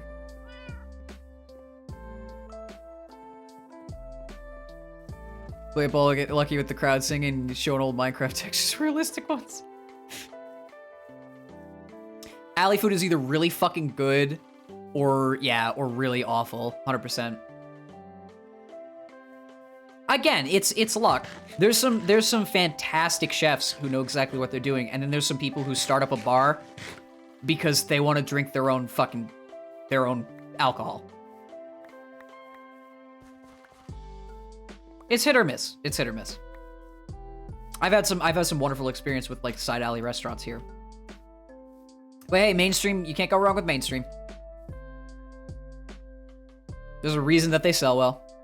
Yeah, no in-betweens. It's either some of the best food you'll ever have, like your mom's cooking back in the day, or it's garbage and underprepared and you'll get food poisoning.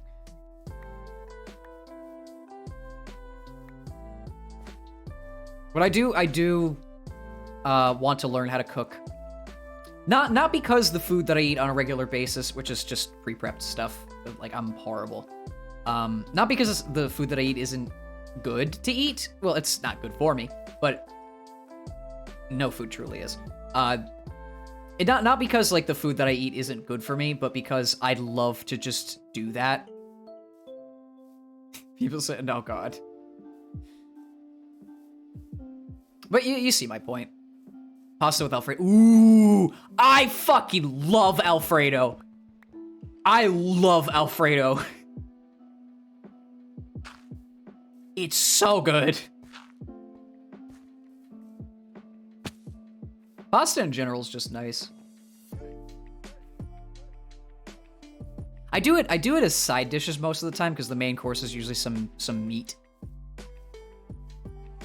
Actually, while that is true most of the time, sometimes it actually isn't. Case in point, there are like the main like soup in Japan that people say go try is miso. Miso soup, miso ramen, you name it. Depending on the quality of the paste, it usually tastes great. It usually tastes wonderful. It's pretty salty, but it leans towards a wonderful flavor most of the time. Miso paste can smell horrible, and not in a good way, but it tastes delicious. I think it's the same with fish. Like, even white fish sometimes smells like the ocean when you cook it, but I love fish to death. Like, especially white fish. And sometimes, like, when my mom makes white fish, like cod or haddock, the kitchen smells like seawater for like an hour. And I'm not a huge fan of that smell, but the fish is great, so... Yeah, miso's great. Okay, don't put me up on a cross, but there are two food items that I have not tried yet, and I absolutely need to. One is crab and the other is lobster. I need to try those. They're just expensive. And I've been berated by my parents constantly, like, we need to buy you lobster. We need to get you cooked lobster, especially lobster tail. And I'm like, just do it. But it's like $40. From what I've heard, lobster is like crab, but even sweeter. If that makes any sense at all. Oh yeah, 100%. You clearly know where I live. I'm down to get some lobster. Gaming! Welcome in! Talking about food. Ooh, yes. Anime suggestions. I don't binge as much as I used to, but I'm down. God, I haven't binged in a while. What was the last show I binged? It's the, Chaika Coffin Princess. I think it was the last one I binged. I've heard wonderful things about Food Wars. Isn't that literally just a cooking show, but like anime-ified, like shonen-ified? I've heard it's so goofy, and it just seems hilarious. Yeah, I definitely need to watch that.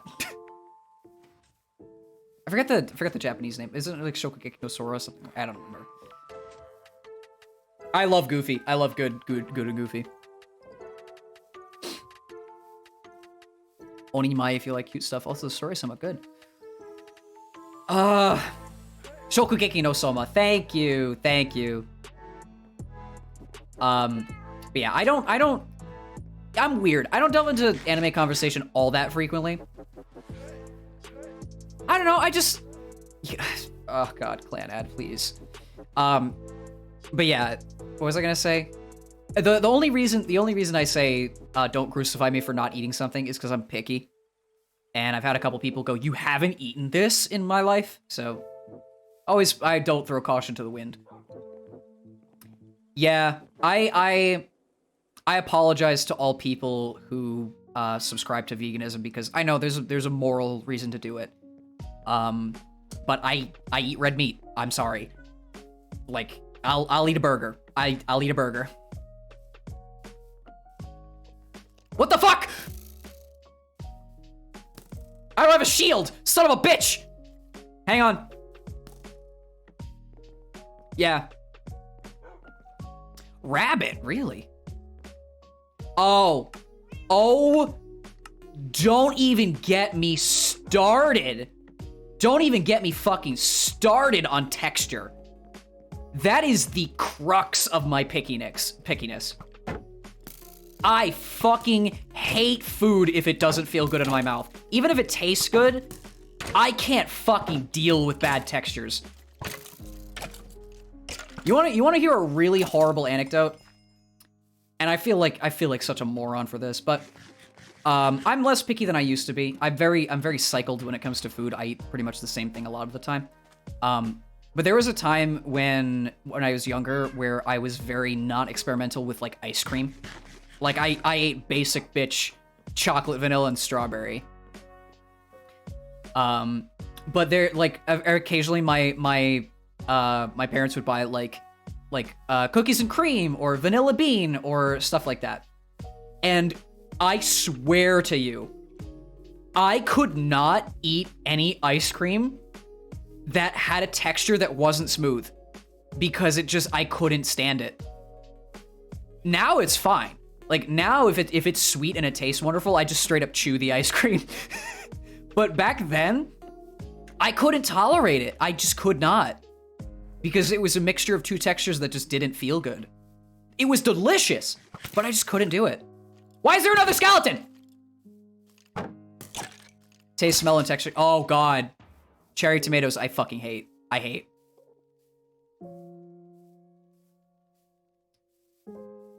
But yeah, I love the food that I like. And again, I'm not a foodie. I kind of wish I was, because that would give me more opportunities to like experiment with stuff. But I like the food that I like, and I'm very hesitant to try new things. Purely because I'm very much pessimistic.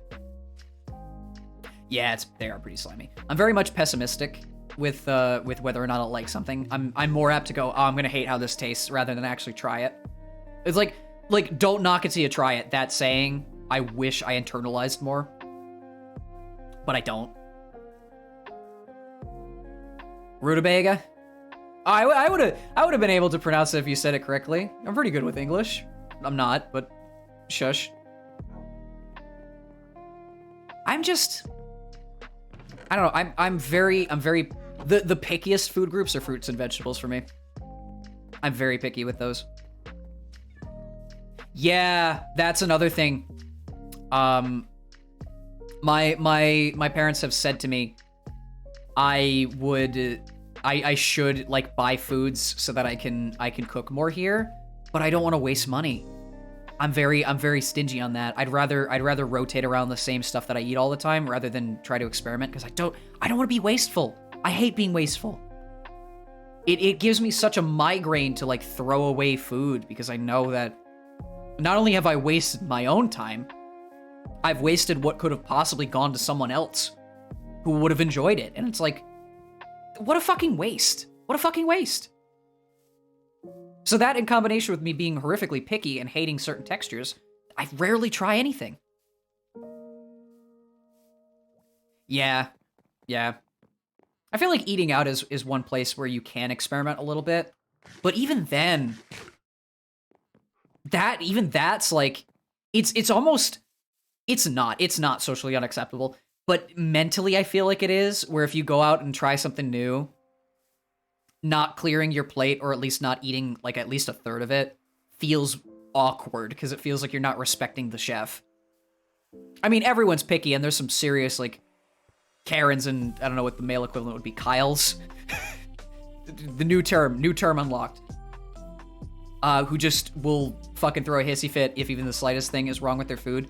But I can't do that. I can't do that. I don't want to be wasteful. I don't. I think I've been taught well in that aspect. I don't want to be wasteful.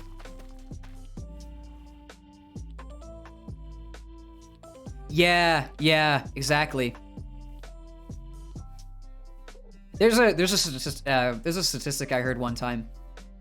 In first world countries, especially like the US, we waste more food per capita than some countries can even supply to its citizens. That's how much food we blow through. And that's a horrible thought. Like, just imagine that. The amount of wastefulness that some people just are completely fine with. In some countries, you're supposed to leave food on. I didn't know that. Yeah, I mean, the definition of first world country is fuck. What was it? This is an economics thing. It's like wealth per capita and general welfare.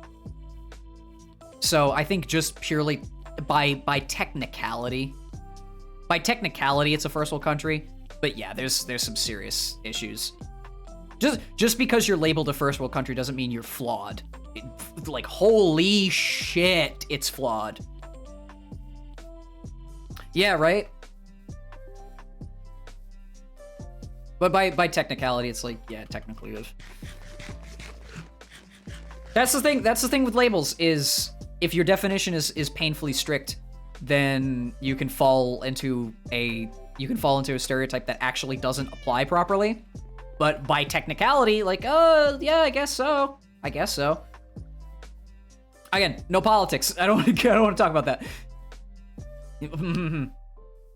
To a point. I will say, if people in the States, at least from what I understand, were taken out of their comfort zone and like understood what it was like in different circumstances, I feel like people would be a lot less wasteful. There's definitely some serious like ease of living for some. Definitely. I mean, there's a ton of people who have severe like societal upsets and other things, either because of circumstance or because, yeah. But there are a lot of people who have it very good. And it takes just a little bit of strife. Ooh, Kool-Aid.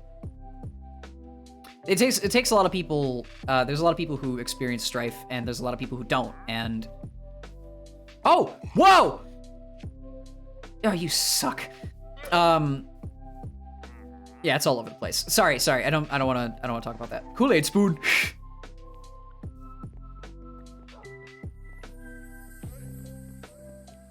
Yes, exactly. Kill him and take his leads on it. But I don't want to harm that. You know what? Okay. I consider myself a nice person. But we have to make sacrifices.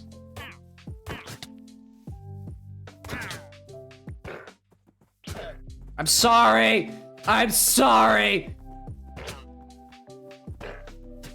Avert thine eyes. It's free leather. That's my saving grace. It's free leather.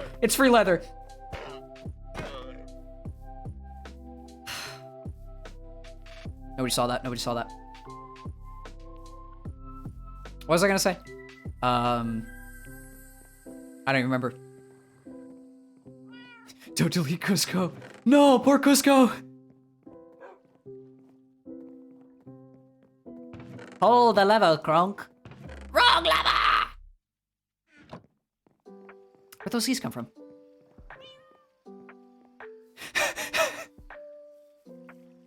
That is a crazy fucking visual. Biting the head off a gummy bear.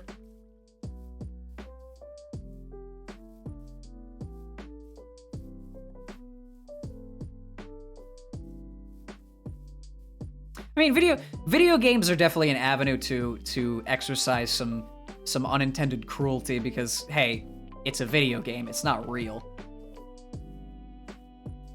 Wrong lever! But I don't know. I do feel bad. Maybe I'm too nice. Then again, I've built this death contraption where there's 4 villagers trapped forever and I'm making iron because I'm a wealthy son of a bitch. Yeah, true. I mean, you can't exactly do that with the 5-pound gummy bear unless you have the jaw of a snake.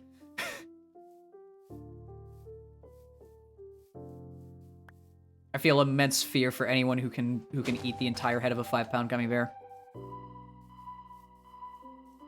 Oh yeah. Did I ever mention that that I essentially moved into this village?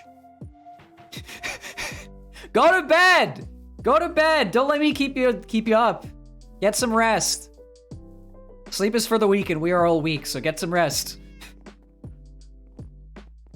But what was I saying? I don't know if I ever mentioned that I essentially moved into this village. I moved here. Built my house on the coast here, where this river is. Caged them in. Let them roam free to think that they have freedom. And then forced them into jobs. Because I am the goddamn mayor of this establishment. And I will control their lives. Forever. I'll obviously build more houses and allow people to stay wherever the hell they want.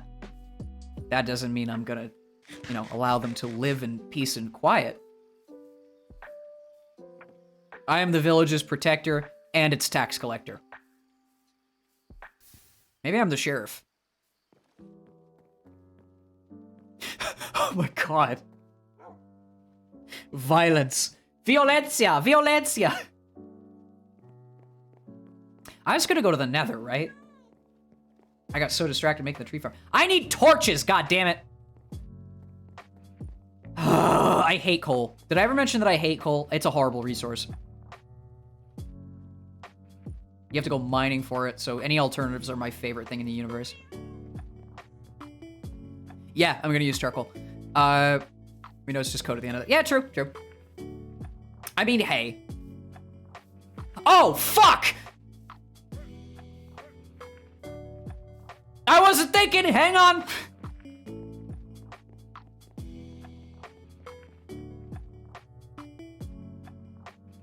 What should I do instead? What should I do instead? What should I do instead? I have 2 charcoal now, but what should I do instead?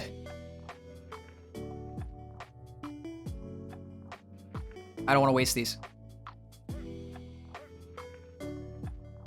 Use the charcoal to burn the got you. Well, I don't have any charcoal, so I have to make charcoal.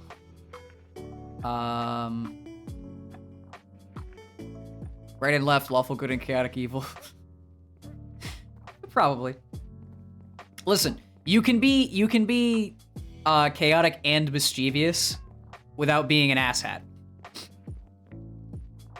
Like when I play Dungeons and Dragons, I go with chaotic good purely because I like to be on the right side of history while also making my own decisions. The thing is, I don't want to sit and like babysit the furnace. I just want it to run. But yeah, I'm not going to use the logs. I will use planks from now on. Sorry, that was just instinctual because I was in the middle of talking and I was like, oh, let me just make some charcoal quick. But yeah, I think not to be weirdly like Dungeons and Dragons, but if there was any like if alignments were true, like if alignments were a real thing that people subscribe to, I'd probably be chaotic good. Because I like doing my own thing, but I don't want to be an asshole. That's what chaotic neutral people are like. It's you're doing your own thing, but you also can be an asshole.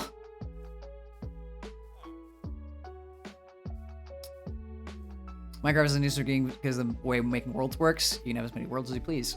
Yeah, true.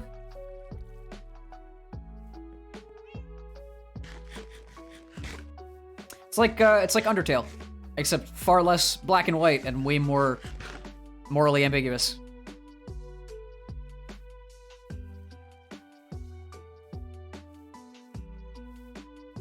Sorry, I brought up D&D. I have a bit of brain rot when it comes to that. I've been watching a lot of online campaigns recently. All of a sudden, too, it just randomly sparked in my mind. I was like, maybe I should watch something. The Sims is a wonderful example of it. Yes. Oi! I take offense to that. Listen. If I didn't have interests that I can delve into to an excessive degree, I'd be boring. It'd be pretty fucking boring. Ow! Son of a bitch. Have I been here so long that this all grew in? Jesus Christ. Jesus Christ.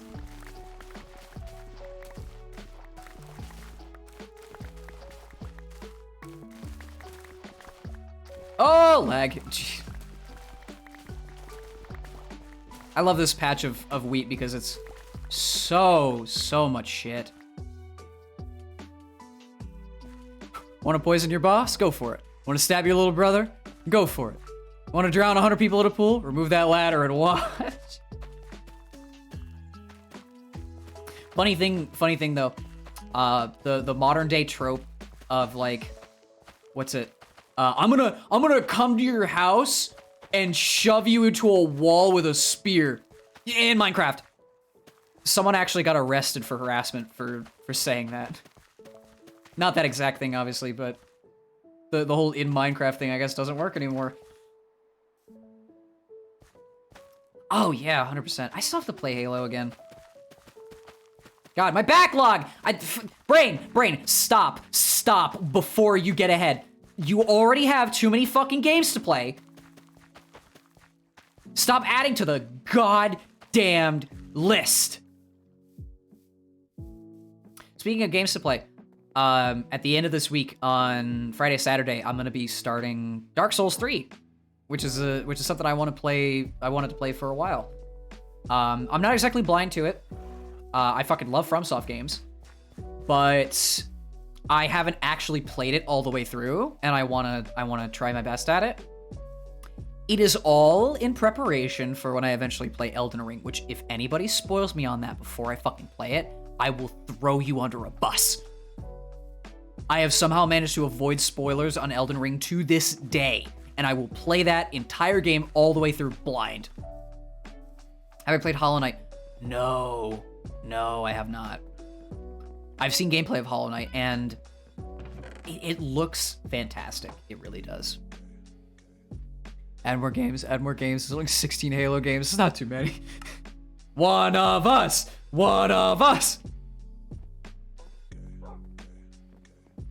I really need to play Hollow Knight.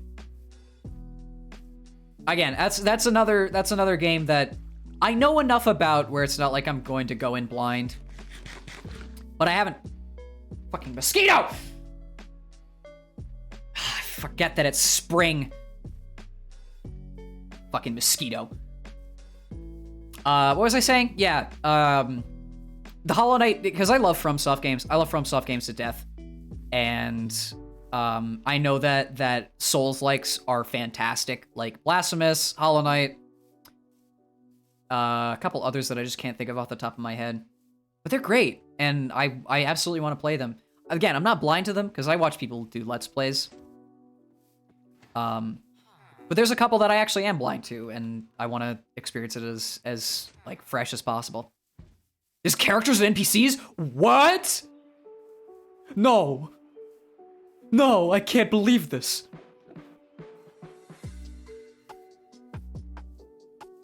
But yeah, that's plans for the future. I know that I'm gonna be playing Dark Souls for a while, like Dark Souls 3 for a while, and I know I'm gonna be playing Elden Ring for just as long. I don't think I'll ever stream for longer than like 6 or 7 hours on a given day. But yeah. We hear Street Crimes reminds me of Ein from Half-Bus My Street series. I don't know that. I don't actually know that. Played a bit of Jedi Fallen Order. Didn't like that it was a Souls-like. I don't know what alternative it could be, though. I do understand the derision in having it be a Souls-like, because it just kind of falls in line with everything else, and maybe it homogenizes the game too much. I've heard it's good. As a personal perspective thing, games are subjective. So just because someone doesn't like a certain gameplay style doesn't mean the game's bad, or just because someone really likes a gameplay style doesn't mean it's good. I don't know. I like Star Wars. I do. but I don't know if I don't know if I would play Fallen Order. Yes, absolutely you can. Absolutely you fucking can. What was I saying? Yeah. I won't like tell someone that it's a good game and they should enjoy it because it's a good game. It's subjective. It's subjective. Completely up to you. Completely up to you. If you're gonna post it to the server, give some context though. Make it like a Force Unleashed where you're God, but if you play stupidly, you die, because of course you should. Yeah, that's true. I might not access it instantly because streamer mode is a thing and I don't have notifications on. But if you post it, I will check it. But I like Souls-likes. I have loved Dark Souls since I played it a long time ago. And I just like pretty much every game that From Software has put out. Some of them I'm blind to, some of them I haven't played, some of them I just really enjoy because they're fun. But it's not a gameplay style for everyone. Some people consider it too hard to be fun. Some people consider it way too, like overly steeped in lore, and the gameplay's clunky, and you name it. But it's definitely created a new boom in the way that video games are made. But hey, if you don't subscribe to that philosophy, good on ya. I fucking hate Battle Royale games, but that's just my personal opinion. Gameplay was smooth and the Star Wars simped down for yeah. Oh god, the Star Wars universe is chaos incarnate when it comes to the lore. Jesus Christ. I definitely do not want to delve into that right now because we'll be here until we're fucking Zardoz skeletons.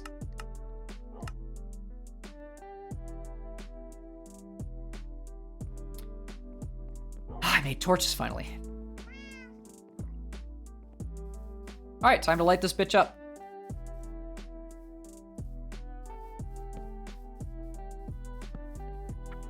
Get some torches here. Torch here. Torch here. Torch here. Okay, I will check in 1 second. Just gotta light this place up.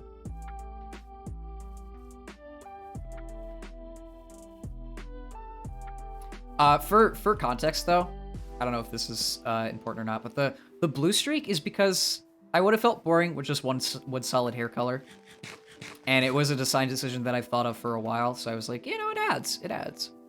Oh, it's a Minecraft roleplay thing. Got you. They given a race of people who only communicate through math equations and problems. That's hilarious.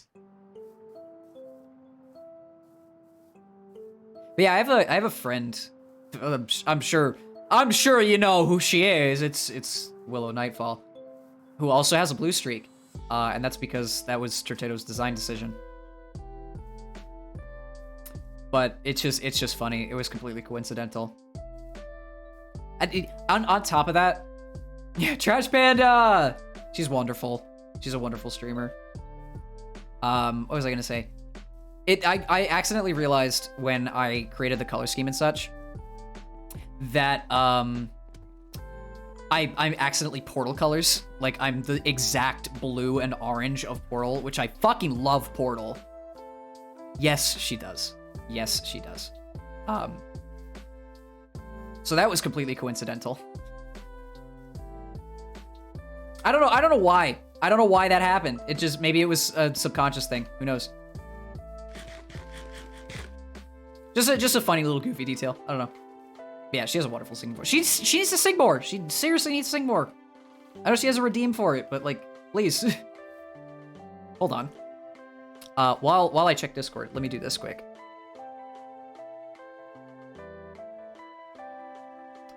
Let me just make sure I get this right.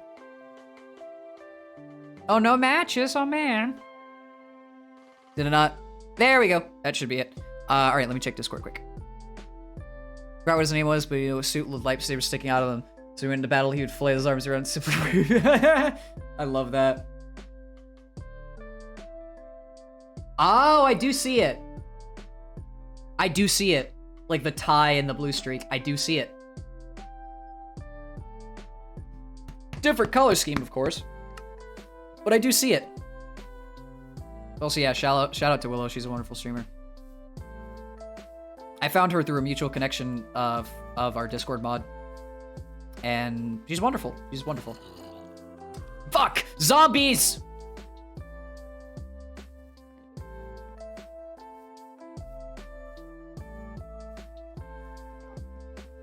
I absolutely love her Mass Effect playthrough. Because the amount of fucking simping for Garrus. She loves that Turian to death. And it's so funny. Phoenix drop high. I don't know much about Minecraft roleplay series, but I definitely see the design connection. Again, complete coincidence because I knew nothing about that character.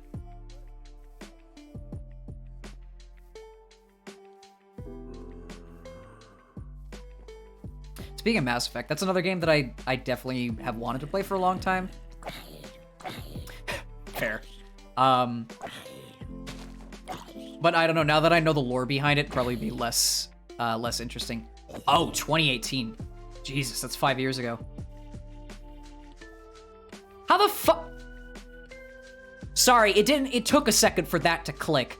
2018 was 5 years ago. How?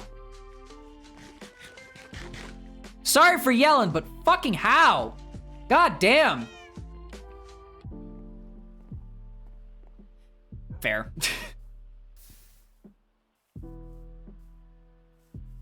It's fucking ridiculous. Time flies way too fast. I said this before. We're in fucking April. We're in April right now. We're in April. It's April 3rd. How? You just turned 2023. What the fuck? I'm so done with time flying by. Right? I feel like I just graduated high school and I'm here. Jesus Christ.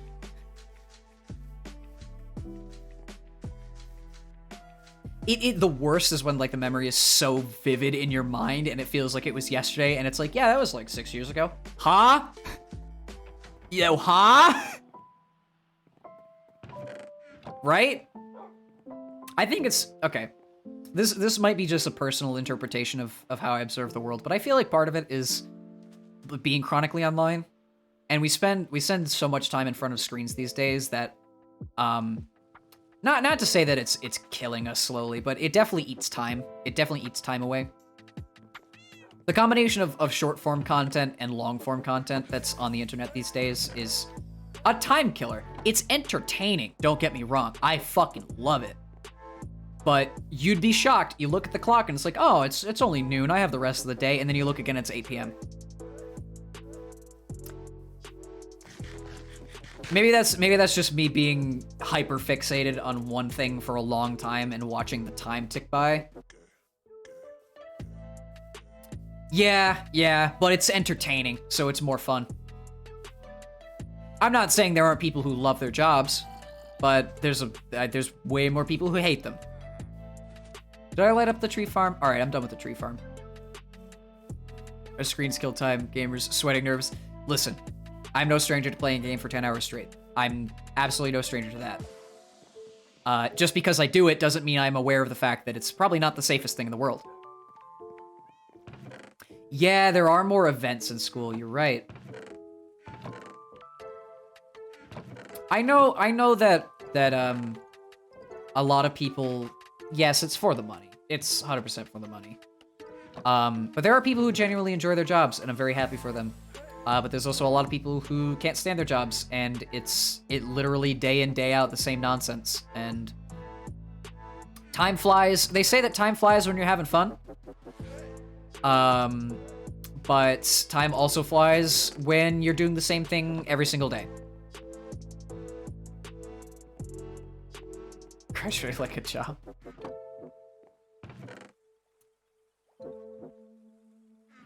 Fucking...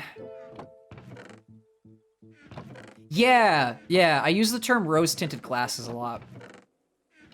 Which, for those who are not aware of what that means, it's essentially like looking back on things from the past with a perspective that is completely separate from reality. Like, Yeah, it does. It's not realistic. It's very much more idealistic. But in essence, there were days, yeah, frosted glass, there you go. There were days where nothing happened. It's not like every day was something special, but there were days where nothing happened. I think the main reason why school, at least like general education, yeah, nostalgia, there you go. Why general education is often looked at either very fondly or very horribly is because you're only in class for, depending on like how your school works, you're only in class for an hour, and then you change. And then you're in that class for an hour, and then you change. And then you're in that class for an hour, and then you change. Oops, Apple. So what ends up happening is, like, every day, something's changing. Something's different. Even if it's minor, there's something happening. Yeah, pretty fucking close to an hour, exactly. Where with like a full-time job, like a 9 to 5, 5 days a week, it's kinda just that for 5 days. Yes, 100%. Honestly, there's some people who will take that 9 to 5 and like it's regulated, it's paced well. But there's people who will take that 9 to 5 and like not take it to heart and just say, this is just what I do on a daily basis and I can do more than that. But there's some people where their job is like their entire existence and yeah. It sucks. It hurts. Yes, very true. I'm a proponent of spreading information. I'm a proponent of learning new things, meeting new people, all that stuff. But A, the internet is not for everyone, and B, people have way too much access to it. It is far too easy to be online these days. I'm not gonna gatekeep anyone. But yeah, we're chronically online. There's also a lot of danger. It's very dangerous. Fuck, I need gold. I walked into the Nether with no gold. Hold on, hang on. Yeah, absolutely. And hey, everyone has a platform where you can express your creativity, share your opinions, obviously make new friends and stuff like that. But yeah, like I said before, people suck. People really suck. And there are a lot of bad actors. It's just about weeding through the rough and finding the diamonds, you know? I brought that up earlier. Hootie. Aren't allowed to use drugs, but they can use the internet to look up anything they want. Yeah. Again, I don't want to get into politics, but regulation should be consistent with everything. They're not, and it's bullshit. What was I gonna get? Gold. Do I have any? I don't want to lose any gold armor. Great, 1 ingot. Oh. I know that holding a gold pickaxe doesn't prevent me from getting murdered. Yes, agreed. My parents were smart. Because never mind, hold on. My parents were smart because I wasn't allowed to have a proper smartphone until I was about 14. So they gave me quite a big leeway for not having access to everything at all times. Like, I had to be home to use the computer. If I was at school, I had a flip phone. I had a flip phone with a dial pad. That's it. But they gave me a smartphone when I was 14, and that's when I was because they trusted me at that point. It was one of the old smartphones too. But anyway, that's besides the point. You should, yeah. There's a problem with having easy access to stuff, and you're unsupervised most of the time, unless your parents are very smart about it. Which, holy fuck, do your parents have to be savvy in order to protect their children these days? But yeah, like, we should not have as much access as we do. If kids don't use the internet, how will we know? But it's a double-edged sword. It's really a double-edged sword. Survivor bias? where you don't understand the actual negative aspects because all the positives shine through, and you try to like combat the stuff that you see, but you completely avoid the stuff that you don't. Either way, we're fucked. Exactly. Why am I in the Nether? This is what I had set out to do. At least I made a cobblestone path so I don't die. This was hell. This was hell back when I made this a month ago. Fucking basalt deltas. But yeah, there's more cons than pros. There's a lot of pros, but you have to be very smart and you have to be very, very wise. Oh shit, all my stuff's still here. What the fuck? This is a boss fight. All my stuff's still here though. How? Bro, what? Yeah, absolutely. Listen. You're not a kid unless you've hid the stuff from your parents. Even if you're a good, it was probably unloaded chunks, you're right. I haven't been to the Nether in a month, so you're not a kid if you haven't hid stuff from your parents. Even if you're a good egg, there's stuff that you just don't want your mom or your dad or both or whoever's taking care of you to know. And oh boy, you can make some bad decisions when you hide shit. Some really bad fucking decisions when you hide shit. Again, no one needs to know everything, but you're a kid and sometimes you make bad decisions without supervision. And by sometimes, I mean 75% of the time. And by 75% of the time, I mean mostly, like, all the time. Yeah, exactly. But again, it's about... It's hard to say this. It is. But it's about having a good head on your shoulders, and not a lot of people have had the opportunity to, like, properly fix their mental. Like, some people have fucked up childhoods. Both my parents have had fucked up childhoods, and I'm amazed they came out the way they did as adults. But not everyone has the opportunity to, like, understand what problems they're causing. Yeah. It's about taking what life has handed you and making the best of it. Sometimes that's really fucking hard. Sometimes that's really fucking hard.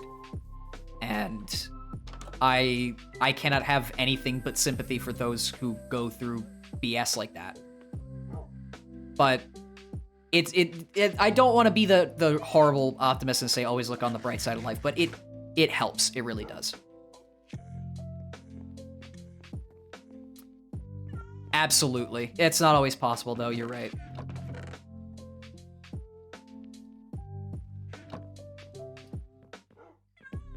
There's a lot of nuance. There's a ton of nuance. But as someone who's been lucky enough to have what the fuck, Enderman? As someone who's been lucky enough to have a pretty stable childhood, I completely understand that people have not. And there are a lot of battles that we have to face, and there are a lot of demons that we have to deal with. But, you know, it's just about getting through it and making the best of a bad situation. I have to kill this Enderman. Or not. The cringiest thing I've heard in a while? Problem is I have a horrible memory, so if it was something cringy, I probably didn't remember it. It's probably exited my short term. I hate these nuts jokes. Yes, that is a true thing. I don't like these nuts jokes. They're like any bad joke, it's funny in the right context, but oh god. And I've heard a lot of people make them repeatedly, and it's not funny. It's just annoying. That is an epic quote. We're all swimming in our own sea of shit, trying not to get too much in our mouths. That is an epic fucking quote. Holy shit. Pat yourself on the back for that one. Whoever you sourced that from. That is so real. Yeah. I know that people are literally have their heads up their asses 90% of the time and believe in their own bullshit, and it's hard for someone to listen to their own problems. But it's definitely beneficial to like understand your own flaws. You might not have the ability to fix them. I certainly struggle with some of the things that I'm flawed. Everyone's flawed. But again, it's about like A, taking things in stride, B, going with the flow, and C, making the best of bad situations. Oh yeah, 100%. I wouldn't say my parents were helicopter parents. They're very protective. They're much less so now because they understand that I'm an adult. My mom's always gonna think that I'm 10 because she's a mom and she loves me. Oh, fuck's sake. Don't even get me started on that. But yeah, like, my point is, being overprotective is good, but there should be limits on how like overbearing you are. Because remember, the child has their own shit to deal with, and you shouldn't have to shove your protective nature down their throat. Yeah, of course, they're moms. I know that when I get married, or I'm married to, is going to be probably a helicopter parent for a while. I'm much more independent, which might fuck me in the future. But yeah. Moms be doing mom stuff because they're moms. Yes, exactly. Do I have a nether bricks thing? I don't have a nether bricks thing. Oh, yeah. There's a lot that's a very fine line, to be fair. All about nuance. Trust your kid! Yeah. Unless they're a fucking bad egg. Which you probably caused that. You dumbass parent. Treat your kids right and they'll treat you better. Dads are the exact opposite. Don't worry, buddy. Just rub dirt on that. It helps. Balance is like, yeah. Honestly, to give you some insight into how I was raised, my mom's very, very protective. She cares about me a lot. My dad does too, obviously. But it's a nuclear family where the dad works, the mom stays at home and takes care of the house and obviously me until I became of age. And I do school shit. But my mom was super overprotective, super open. I talk with her a lot, like 3-hour, 4-hour conversation talk with her a lot these days. Whereas my dad is much more result oriented. Like, he trusts me to such a degree that he knows that I can do right, and he's fully aware of the fact that I can do right. He's stern. He's a rule maker. But he's less direct with stuff, and he's more like, as long as it works out, I believe in you, buddy. And I'm like, thanks, Dad. On top of that, my dad's just an awesome person. I've talked about him before. And I'll probably talk about him again. Tough love is BS. Yes, very much so.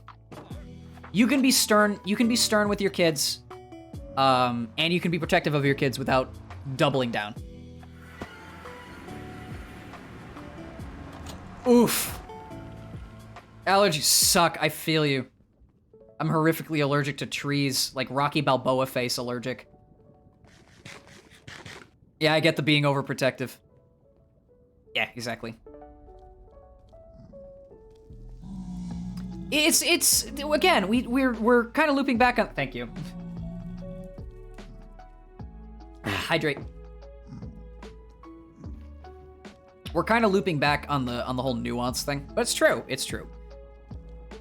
There's so much more than going hard one way or hard the other way, and sometimes you don't understand that you're doing far too much. That's the worst thing. Is a lot of the times bad parental decisions come from a good place, where you think you're helping your child out in the best way possible by giving them a childhood that you couldn't have. This is parents who genuinely love their kids, by the way. I don't even want to talk about parents that think that their kids are fucking mistakes, which, goddamn, you shouldn't be a parent if you believe that. But for parents who love their kids and cherish their kids, sometimes you realize that you're like doubling down on your own hubris without even realizing it. and you're like, your kid doesn't want to fucking hear it. Being protective is good. Being overprotective is good. But being overprotective to the point of smothering is not. Having allergies didn't suck since friends' parents got chips and drinks specifically. Nice! VIP status. Exactly. Very situational. Oh, there's a saddle in here. Oh, hi, Wither Skeleton.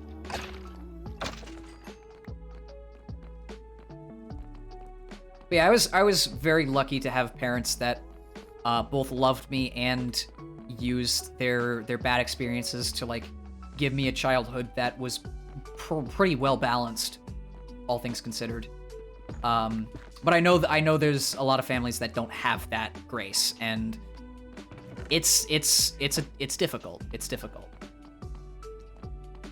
Again, when you become an adult, you can make your own decisions, so you can either subscribe to whatever like agenda your parents had, or you can change it and make it better. But it's your own decision, and some people don't have the mental fortitude to like fully change. Yeah, exactly. If your kid's like, Mom, can I jump off a bridge? Don't fucking let them jump off the bridge. But if your mom's like, can I go out and hang out with friends? We're just gonna play video games. Fucking let them! Especially if it's friends that you know. Just fucking let them. No harm, no foul. But it's like a multi-layered thing. Because not every decision is smart. And not every kid's a good egg, so... I'm on fire. Trust is mutual. Trust is mutual, and trust is very important. Yeah, exactly. I feel like one thing that a lot more people should work on is discipline. Genuinely.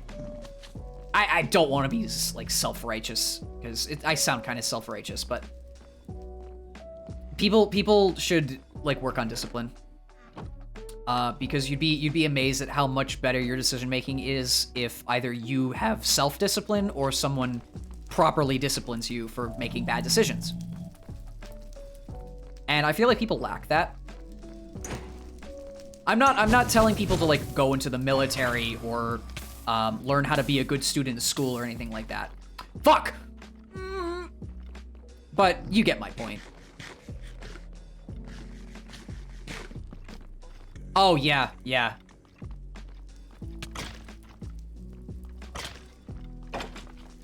Also, on top of that, fuck me sideways, god damn it.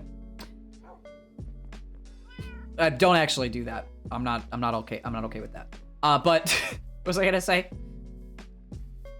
Vices are bad. You shouldn't be a parent and drink like an alcoholic. Right, yeah. I'm sorry to anyone who likes alcohol, but you shouldn't be a parent and drink to the point where you're in a drunken stupor and come home and beat your fucking kids.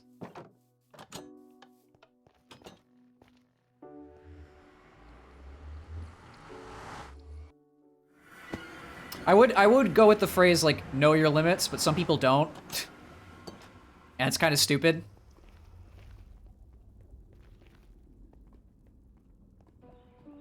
I'm trying my absolute best to not be like up on a soapbox here.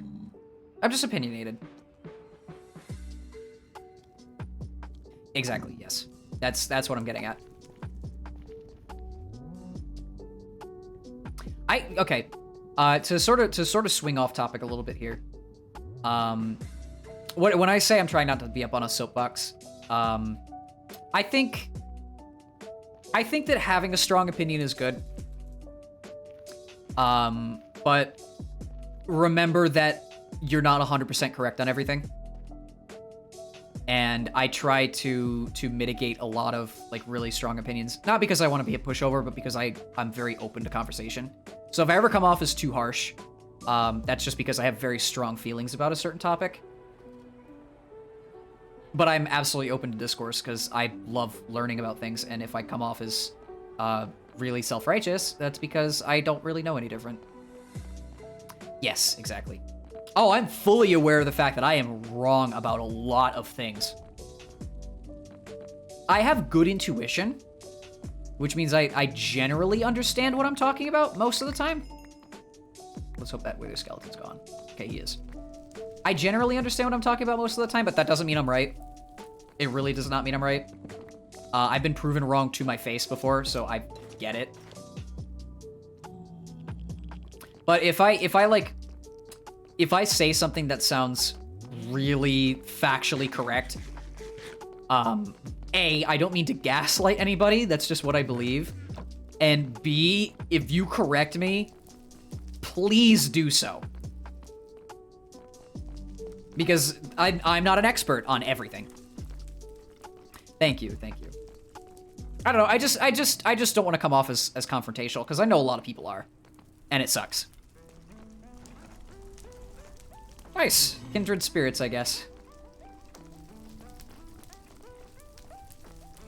It's a hard balance. It's a hard knock. No, it's a hard balance. I think personally that, you fucking jerk!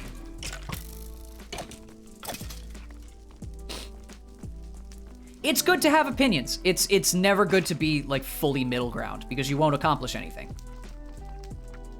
But at the same time, it's bad to have really strong opinions without backing it up. Because then it's like, who the fuck are you? The God King of Knowledge? No, you ain't omniscient. And I'm not omniscient. I'm just a guy who's learned a lot of things and developed opinions based on what I've learned. Yeah, no, I agree. Oh, okay. God damn it. That was horrible. Did I mention that I fucking hate the Nether with all my entire essence ever? I hate this place. I hate going here. I hate fighting everything in here. It's just a death trap. It makes me sick. I don't want to go to the Nether, and I know I have to because I have to kill blazes for blaze rods. Yeah, I know. Most of it's expendable because it's all iron, but still. Fuck's sake. That's why I'm going into the Nether with iron equipment, because it's expendable and I can just make it again. Oh, but I hate this. I hate this so much. There's people who speedrun this, and I'm like, how? How do you speedrun this with, like, no armor? I'm sitting over here just trying to get by. But yeah, like, TLDR, if ever I'm opinionated, it's just because that's how I feel, and sometimes it's very strong, and sometimes it's not exactly the most nuanced thing in the world. But that's why I like talking about stuff. Because I get a different perspective, and as someone who's much more worldly than most, because hey, I'm living in a different country right now, I've taken classes in school where you talk to people of all different backgrounds, and anyone who says that that's not important is a fucking liar. I'm very open to conversation. If someone's being a complete asshat, I'll shut right down. I don't tolerate people being belligerent. I don't even care if you're right. I don't tolerate if you're belligerent. If you can open up a casual discourse, fuck yeah. But if you're gonna be like self-righteous, even if you're right, go fuck yourself. Sincerely, go fuck yourself. That's probably the strongest thing I'll say today. Oh, psychology is wonderful. Yes. I loved taking psychology. It was a weird class. We had a weird teacher, but man, did it help me.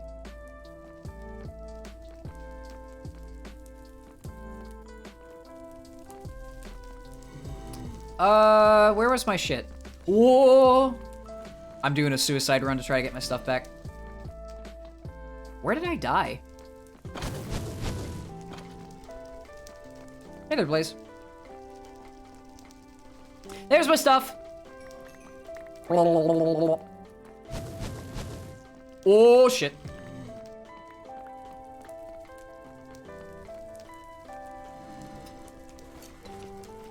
Now I actually have to focus, because I thought I was safe. Let's check the feed.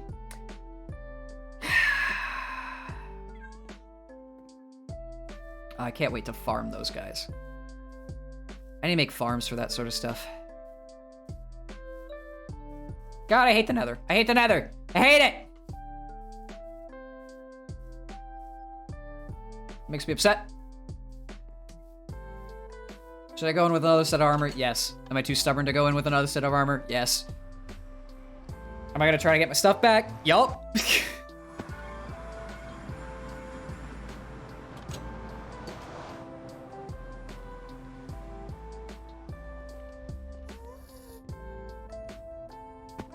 Ow.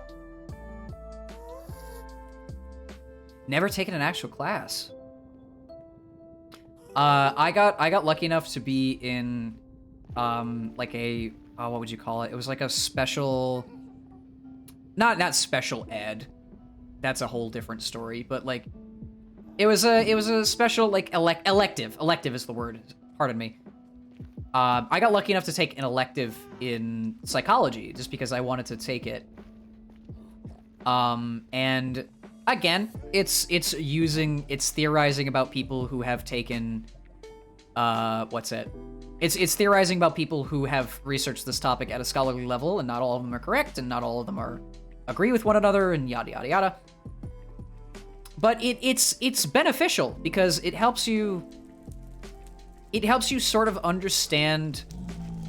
Fuck's sake! It helps you sort of understand how mental works, like how people's mental works. Absolutely. Bro! Yeah, no, I'm not getting my stuff back.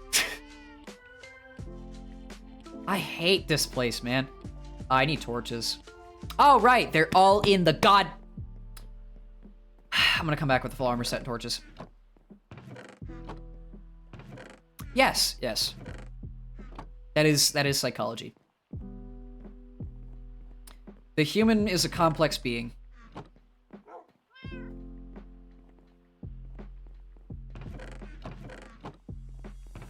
And again, this is like the 4th or 5th time I'm bringing up the same word, but nuance. Nuance, folks.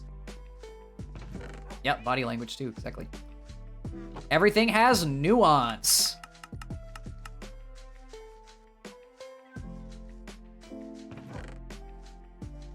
The best part about that is, like, understanding people is absolutely about paying attention to them.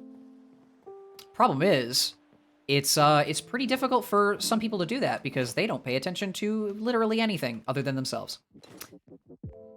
So it's like, yeah, that's its own can of worms. But at least like understanding psychology gives, yeah, exactly, open book.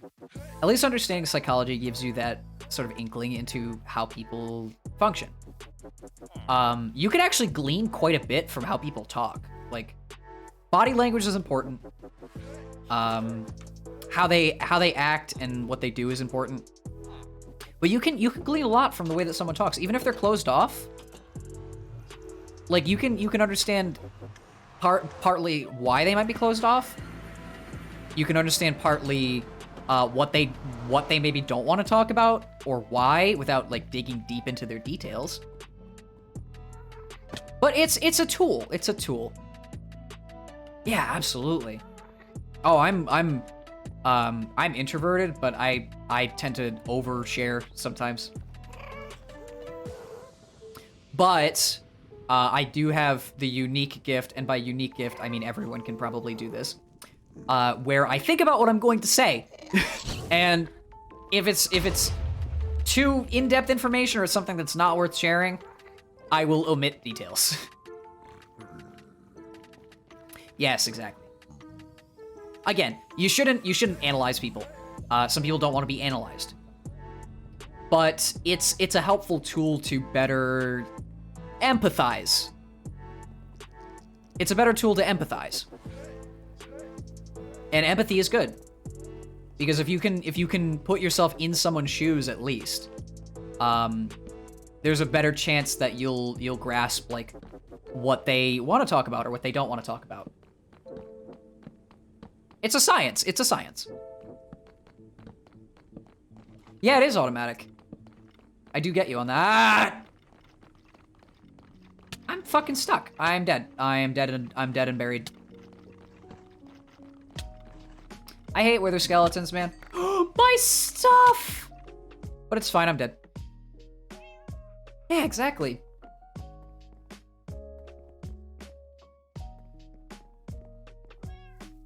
I hate wither skeletons. Oh my god, do I hate wither skeletons. I don't know. I used to be quiet back in school, purely because I didn't really click with anybody. I had my very small friend group. Yeah, exactly. I had my friend group, obviously, so I had people to talk to and relate to. But like on a general level where you're sort of mixed with everyone. Oh, it's being fucking filtered. God damn it. Goddamn roses. Fuck's sake. You're right, bastard. You don't want to get out of my fucking inventory. There we go. But yeah, I was definitely more reserved in school. Just because I didn't truly vibe with the general miasma of everyone else. If someone related to a topic that I was interested in, or like actually wanted to talk to me, yeah, I'd fucking open up immediately. But yeah, I know. Shh. I might be good, but I keep forgetting hotkeys. Actually, no, I'm not good. I'm just kind of basic bitch at Minecraft. But yeah, what was I saying? Yeah, I was pretty reserved in school because I didn't really click with a bunch of people. Like I was on the I don't mean to brag. I really hate bragging, but I was on like the upper echelon of classes most of the time. I didn't breeze through school, but I had a pretty easy time with it. Yes, I'm lucky. No, I'm not apologetic because I can't change my brain. But the point of that is I talked with a lot of people who are in that like preppy kind of clique, and I never really vibed with them. I always just kind of saved face. Because I had my own different interests, and I never could really like double down on crazy shit. I hate being cocky. I hate it. But I can never double down on crazy shit. But when someone opened up to me, I was like, yeah, 100%.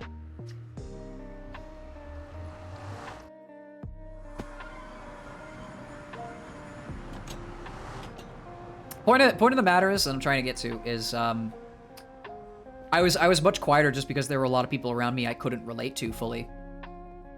And as it stands now, here's the thing about streaming, right? When you turn on the camera and you're live streaming, it doesn't matter what you're doing. You are the center of attention. If you're the only one streaming, if you're doing a solo stream or you're playing a game and you're talking over it, right now I'm the center of attention. I fully grasp that. And because of that, I can open up with what I relate to because it's my stream. Not to sound selfish, but it's true. And in this case, I can just open the fuck up about whatever the hell I want to talk about. That doesn't mean that people are interested in my bullshit, but that does mean that I will talk about things that I'm personally interested in. Fuck. Oh, I'm dead. Yeah, it's like screaming into the void. But if there are people who relate to what I talk about, then I'm absolutely down to chat about things. Whereas if people don't relate to what I'm talking about, on one hand, I'm sorry, and on another hand, you don't have to watch me. Genuinely, I do not care. I have my own niche, I do my own thing, and I don't care, really. I'm glad that everyone's been sticking around, regardless of how many people there are.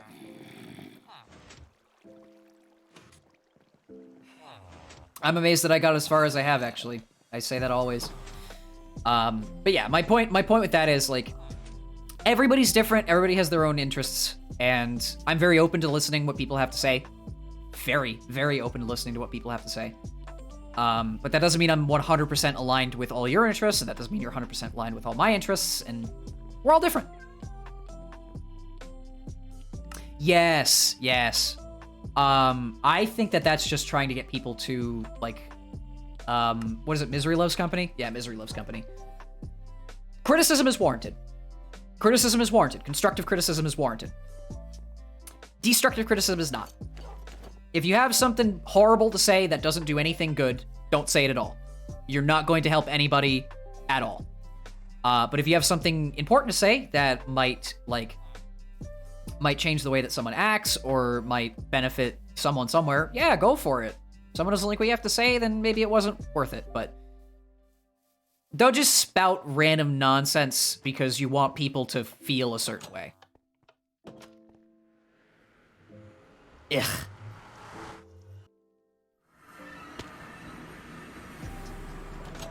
Yeah.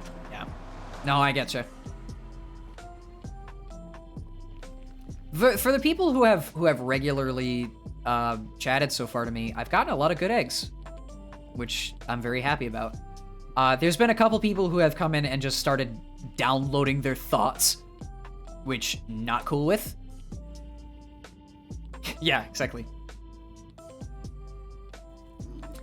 But the point is, like, there's a degree to which you should withhold your tongue. There is a degree. Not everyone has the ability to make decisions. Some people are forced into the mentality that they're stuck in. And that doesn't mean you should just tear them down because you're like, laugh at the person. No, fuck you. And I hate that. I really do. People suck. People suck.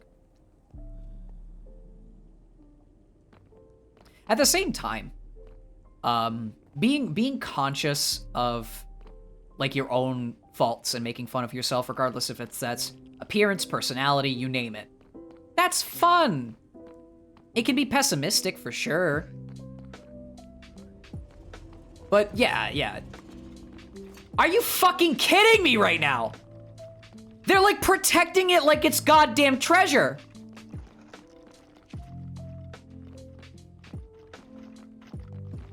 Fuck's sake. Sorry. I know we're having a very in-depth discussion, but fuck this. Oh my god. Would you pricks just screw off and let me get my stuff? God damn. I'm gonna die again. Bye. Bye, Cruel Worlds.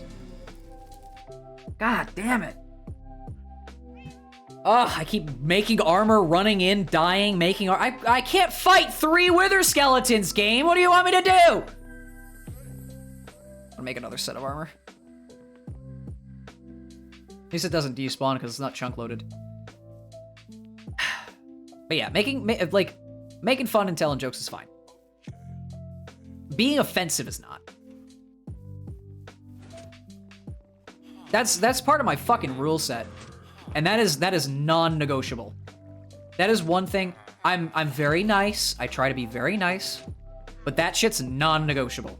If you're gonna come in here and harass anybody, get the fuck out. Get the fuck out. Safe space with goblin doors. Smart. I will not tolerate harassment. You can take that and shove it.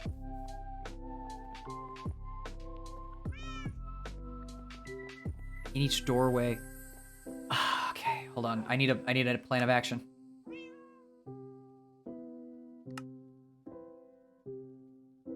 This is so stressful. I'm throwing myself at a brick wall and trying to, like, break through it. I know. But I'm stubborn.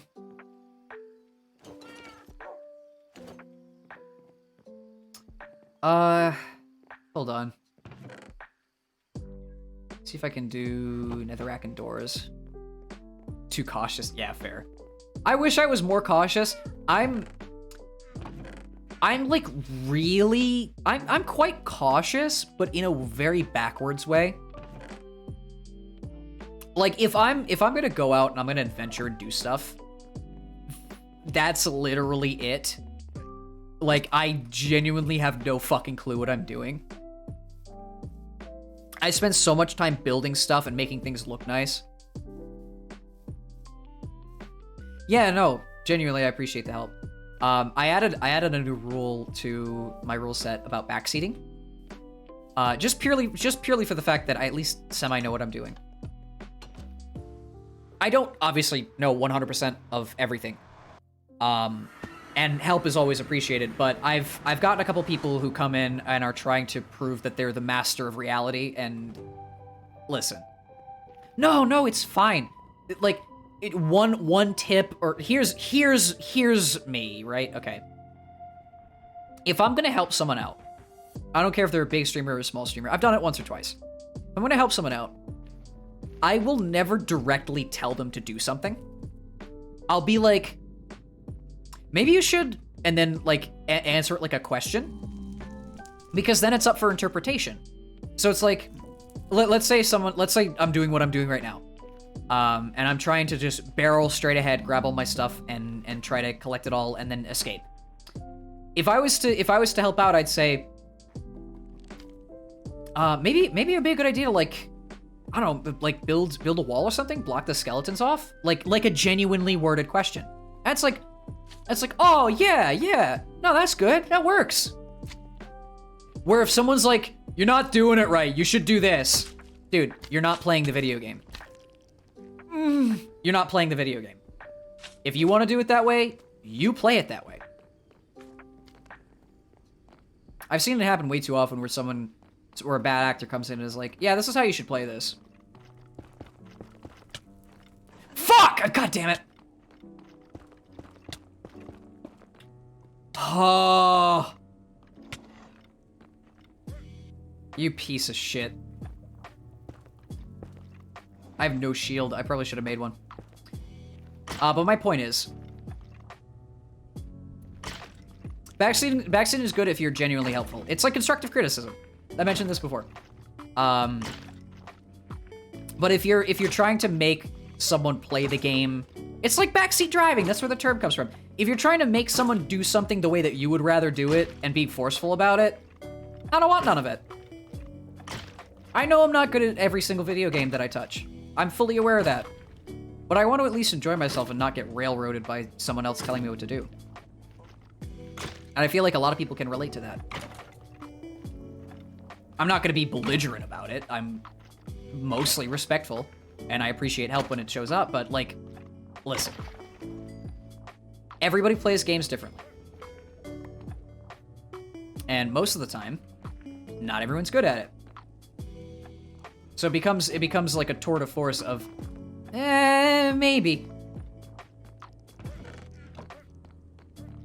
Just depends on how you spin the yarn.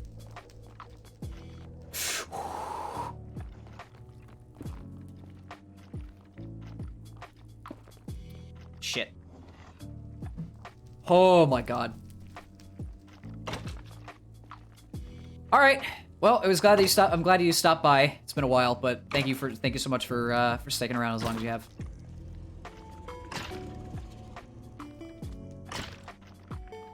God, I need to mine all this netherrack out.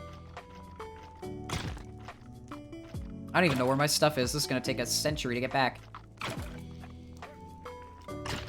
Should have brought a sword. Realizing now, should have brought a sword. I don't even have sticks.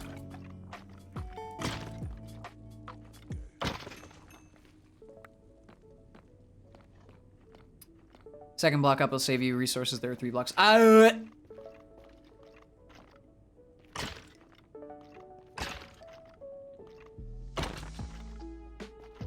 mean, I have a lot of netherrack, so I'm not nonplussed about it, but I'm just worried about dying again. This is the most tragic circumstance. I hate wither skeletons, man. These things suck. Blazes are so easy to fight compared to these. Skeletons in general. Was it a plan of action? Yeah, I know, I'm sorry. Again, never said I was good. Oh, hey, boots. Oh, hey, all my stuff, or half of it. Oh, for fuck's sake. I'm just gonna leave and come back with a sword. I got half of it.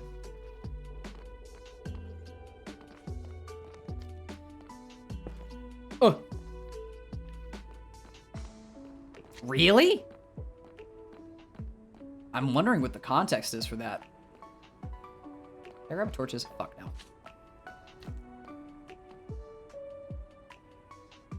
If there's any enemies I hate in this game, it's skeletons and wither skeletons. Though those animations by, who is it, Dango Heart, make me appreciate skeletons at least a little bit. Oh, sob story, really? Gotcha. Oh, have you not heard of those?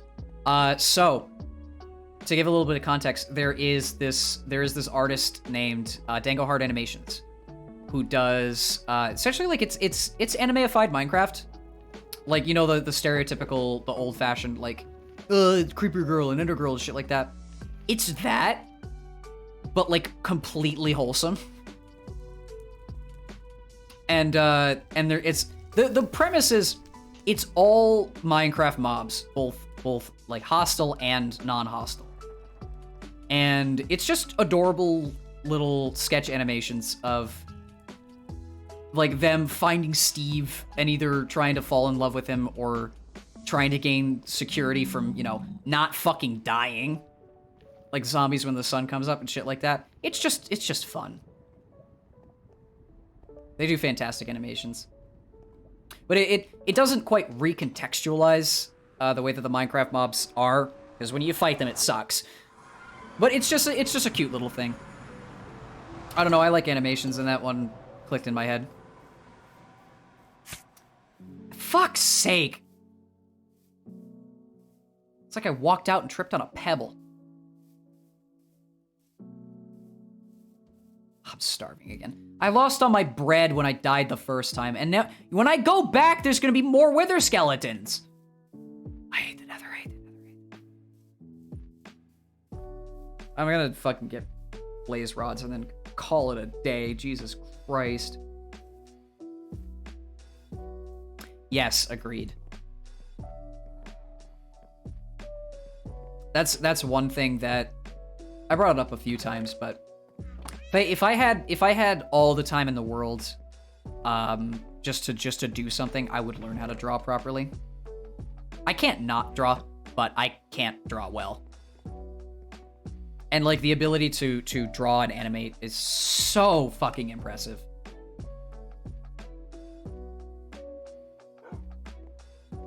I need some food. Potato.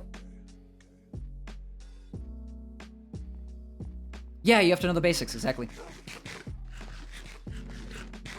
I'm pretty stubborn. I've had a lot of situations where I've wanted to learn something new, and the barrier to entry is always learning the basics because it's either boring or way too hard.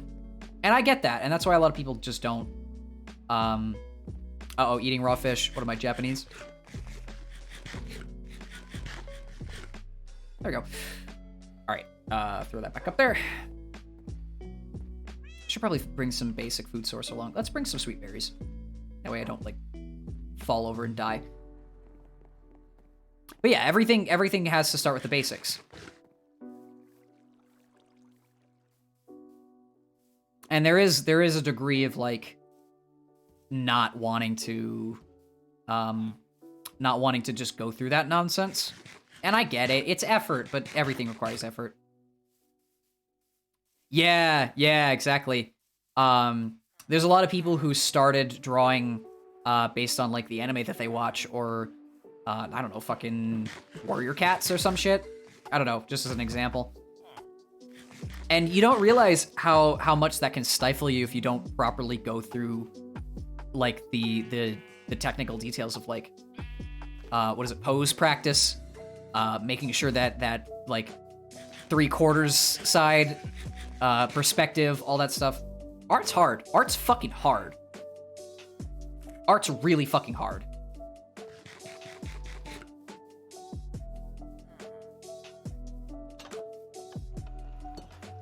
So anyone who can draw at like a professional level or a semi-professional level blows my mind.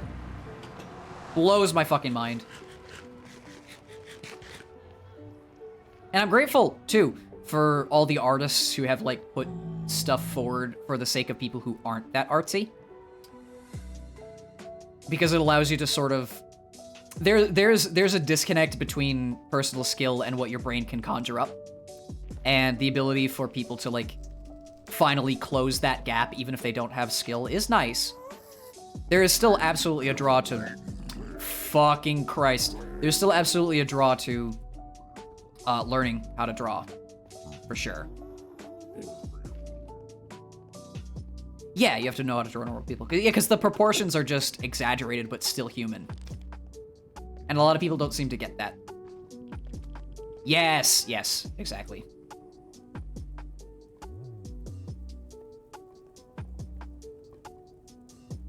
Yeah, I'd love to draw.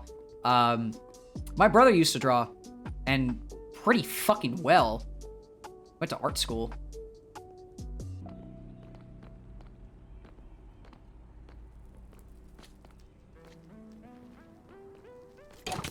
Why is there a normal skeleton in here?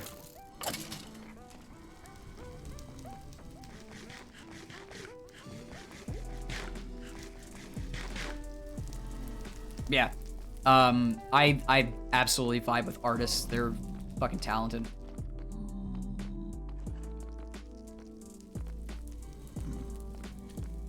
Yes, exactly, exactly. I'm fighting myself. But a wither skeleton. This sucks.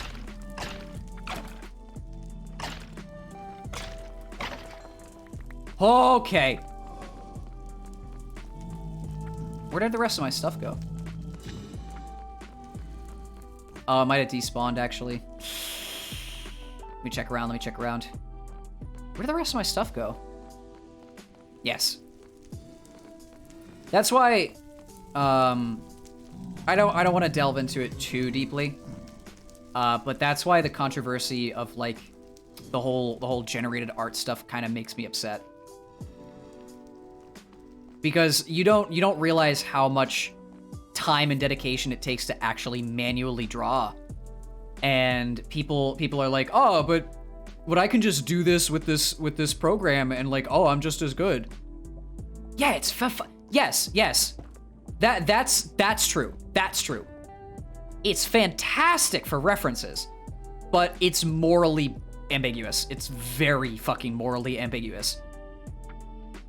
Like if it was sourced from the fucking ether, I'd be all for it. But it's sourced from people who are actually putting the time and effort in and the talent in, and it is not with their consent, and I don't respect that. It should only be used for concept, and even then, it's a touchy subject for people. It should not be used as like, hey, I drew this. No, you fucking didn't. Don't lie. Yeah, or use for fun. As long as you don't take it seriously, I think it's fine.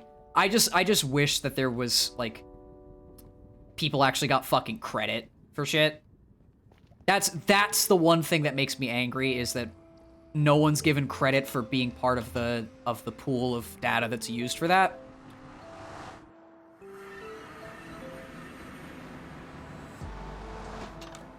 Yeah. But it is fun for like idea crafting and such. There is some creative potential for sure. That doesn't mean it should A, be used as a substitute for actual artists, or B, be used for like, oh yeah, I did this. No you didn't. And don't tell me that you did. But as a creative device, I can see it. Still, that's its own moral can of worms, and I'm all set with the whole not giving credit thing. That just makes me upset. All right, I need more torches. Nope, never. And not only that, it would never exist without artists who made art in the first place. A literal where is your god now situation. Look at you, high and mighty on your pedestal. Yep, 100%.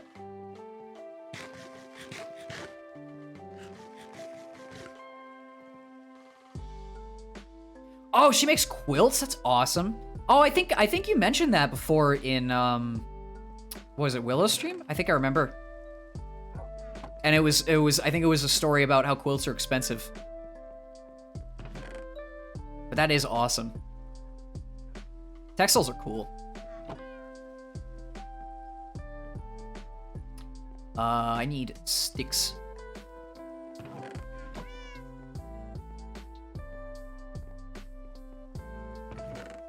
But yeah, that's why I love art, because of all the disciplines, like music, graphic design, you name it. That's the only two I can think of. 16 to 32 yard. That's ridiculous. Yeah, no, that's fucking ridiculous. But that's why I like art so much. To sort of make a long story short, because it is probably one of the most expressive disciplines for just turning ideas into real, tangible things. Because you can draw anything. Fucking anything. As long as it's possible on a 2D page, you can draw it. Where's that coal? That's why I'm always blown away by people who can draw.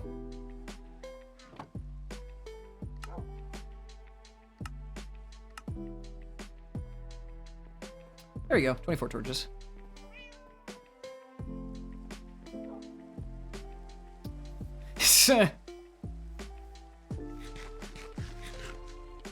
Oh, price is its own fucking monster.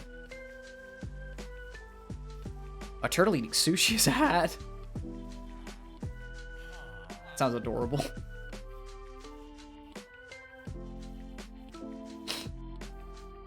I actually have an artist friend who's going through a couple things right now, just for health reasons. She streams. Her name is Princess Yukine, or Yuki for short. And goddamn is she fucking talented. But by and large, she understates her own abilities. And it's like, please charge people for your work. You're too good to do things for free. Making goals, honestly, fucking passion, holy shit. But yeah, if you're talented, I will never tell you not to like charge people for your work. Just be reasonable. But don't do it for free, ever. There are people who would love to buy your art.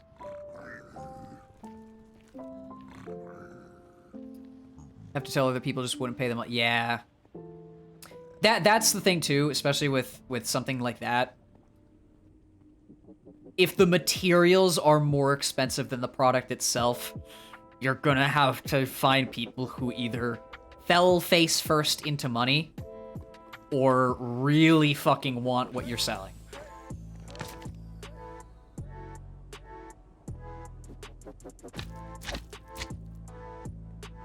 I would hope so. They sound really nice. Well, my point is, like, you have with selling stuff, you have to make a profit. That's just how business works. And sometimes it's infeasible because the material cost is way higher than what you would sell it for.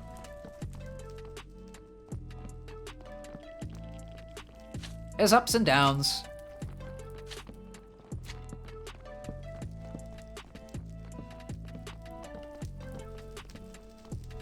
Yeah, exactly my point. Fuck's sake! Gonna block that off.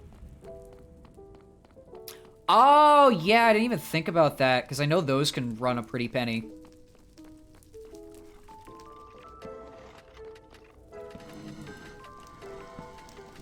I've seen some dedicated motherfuckers make some damn good fursuits. Holy fuck. Yeah, that's a seamstress right there. That is a full-on seamstress. Please tell me there's a blaze spawner somewhere around here where I don't have to keep running around in circles.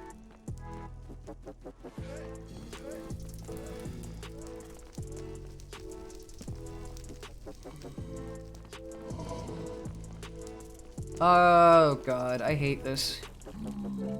That's a hole into death.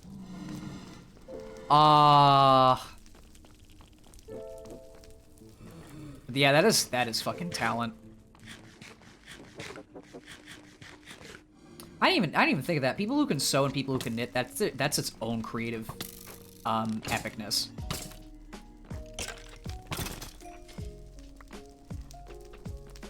But yeah.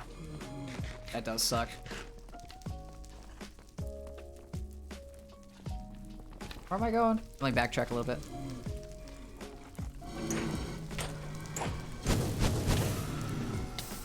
Hey, I got a blaze rod! I'm gonna burn to death, though. Yep. But much like art, music, graphic design, this is the three things that I bring up a lot. Everything takes time, and none of it's easy. And with material stuff, it's expensive. I've heard that sculptors and like traditional painters run through such a high bill because their materials are ridiculously expensive, especially if they're high quality. And that's a sin too, because yeah, it's a business. It's a business. But like the creative outlet that you could have if stuff was cheaper. Again, that's semantics and like, yeah, but still, art's a very, it's a mixed bag. You can do some fantastic things with very little, and you can also do some fantastic things with a lot. Yeah, absolutely. That's what it comes down to. It's fun. And some people have a disposable income with which to buy stuff to do art, and honestly, respect. Not everything has to be for profit. Not everything has to be cheap. Not everything has to be free.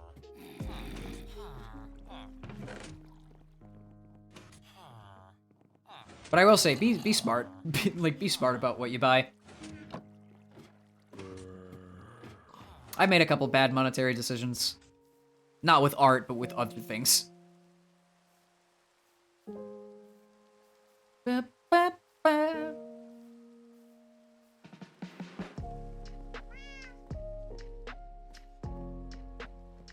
This woman that's making a custom embroidered Stardew. What the fuck? I'm not super familiar with Stardew Valley, but that sounds awesome.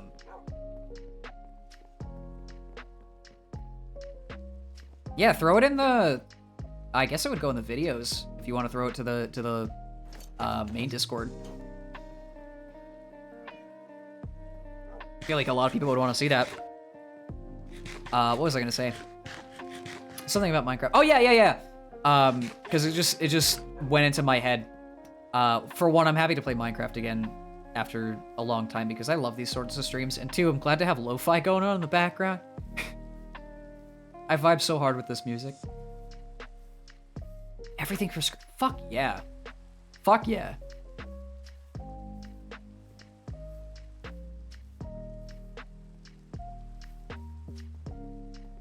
I gotta go get that blaze rod. Do I need more torches? Yeah, of course. No, the materials spawn from the ether. Just woke up one day and oh man, I have some materials.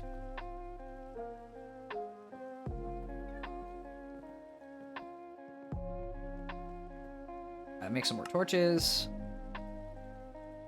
Make a sword. And head back out there. Hi! Just chatting about art stuff, and I'm trying my best to smash my head into a wall. Trying to get my stuff back. Where the fuck do I put this son of a bitch? Took the time to pick out each color. Yeah, I need to see this. I need to see this.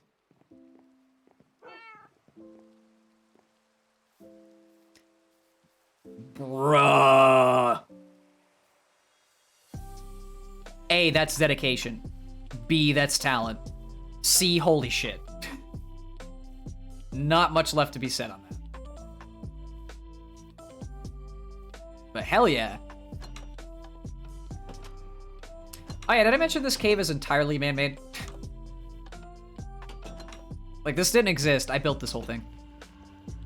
Yeah, absolutely. Holy shit, I've been live for 3.5 hours.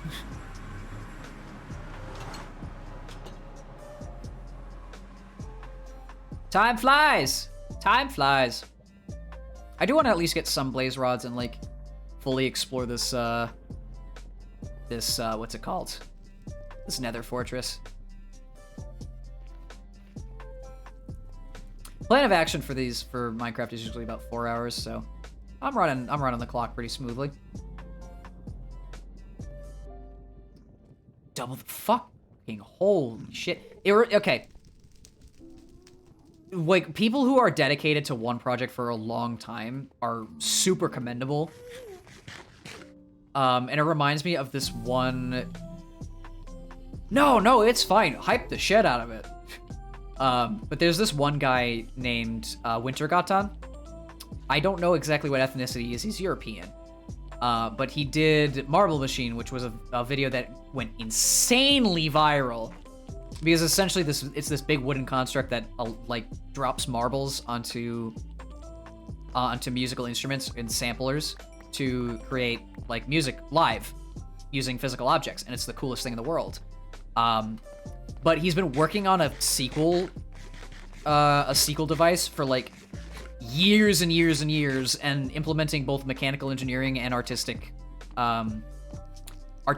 abilities to like get it to look a certain way. But he's a perfectionist, so he had to like back up, scrap the whole thing, and then start over. And it's like, Jesus, I would be happy with just getting it done. The amount of time that people put into artistic endeavors is ridiculous. Oh, fuck's sake with the wither now. They hit way too hard.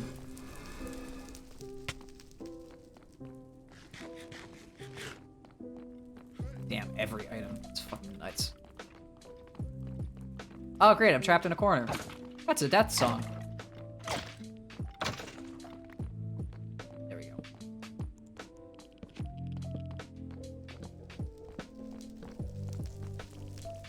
All right.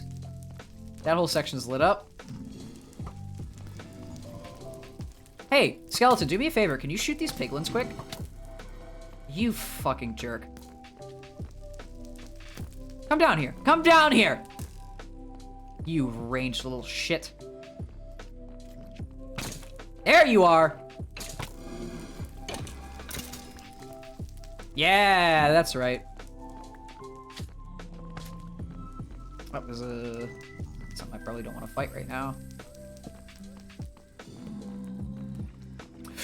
Going, leaving, bye. I've lit most of this area up, which is nice. Oh, please don't. I'm just an innocent man.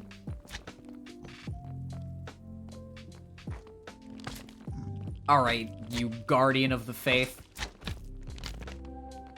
Get out.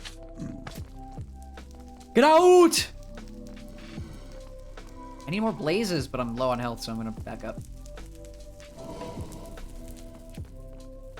Okay. Oh, did I not light this section up? No, I did. Okay. Oh, I can imagine if it's like a multi-year project. Oh, babe. Baby. What? Oops. Well, that was a Zen loss. Throw whatever video is either the most relevant to right now, or whichever one is like the most progress. I think that's fair. I'm gonna expand that pathway out. Because I don't want to fall in lava anymore. Hydrate.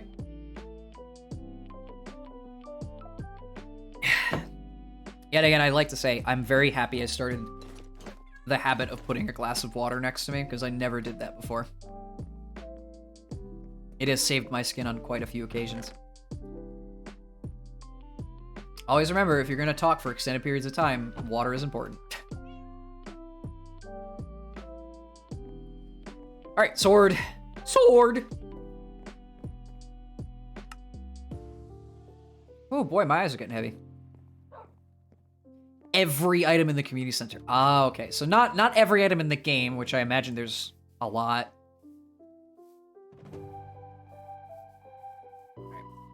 I will watch that after I'm done here. Okay. Speaking of, I need to play, no, was it? Yeah, no, I probably should play Stardew. I've heard it's an adorable game, so. And people love it. People love it to death, much like they love Animal Crossing, so.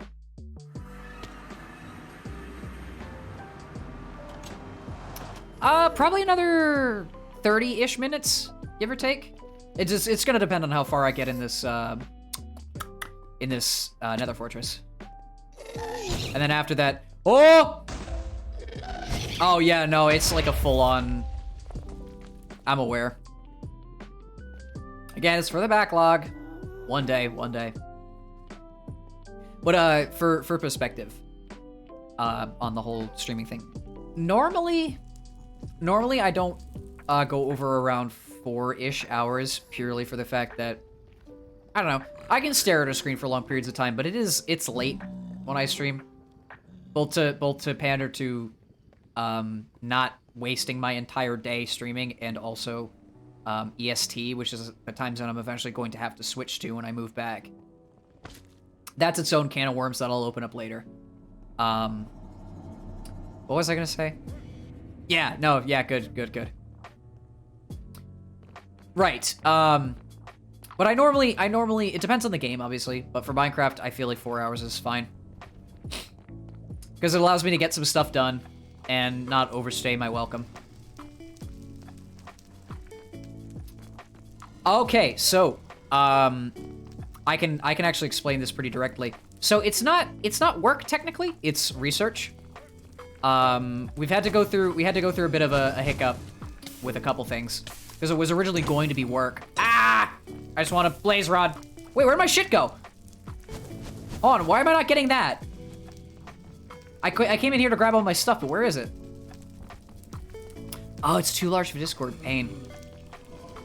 What was I saying? Yeah, so it's research. So we were originally going to do a full-on internship, where we could work and we could get paid hours by a company and like get involved in Japan's work system. It's a program. But plans fell through, and we couldn't get internships because Japan doesn't like foreigners. Sorry to say, but it's true.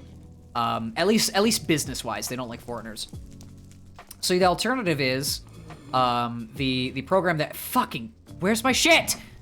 The school that we're partnered with. Oh, okay, yeah, that works too. The school that we're partnered with is allowing us to do like a research project at a university. So I'm gonna start that, I think, at the end of this week, which is pretty fucking close. And I think, yeah, it's astrophysics. I think I'm gonna be doing research on astrophysics, which, you know, really happy about, in all honesty. That is not my major. Liana makes stuff, okay. Actually, hang on, I can pause the game because I'm solo. Give me 1 second, I will open that up in a private tab, as I normally do.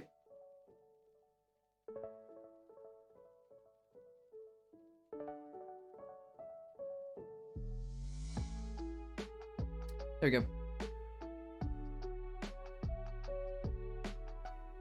1 second. Whoa.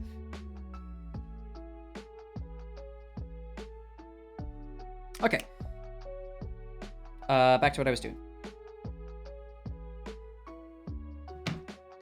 Yeah, so the project that I'm working on is astrophysics, and specifically, like, what is it?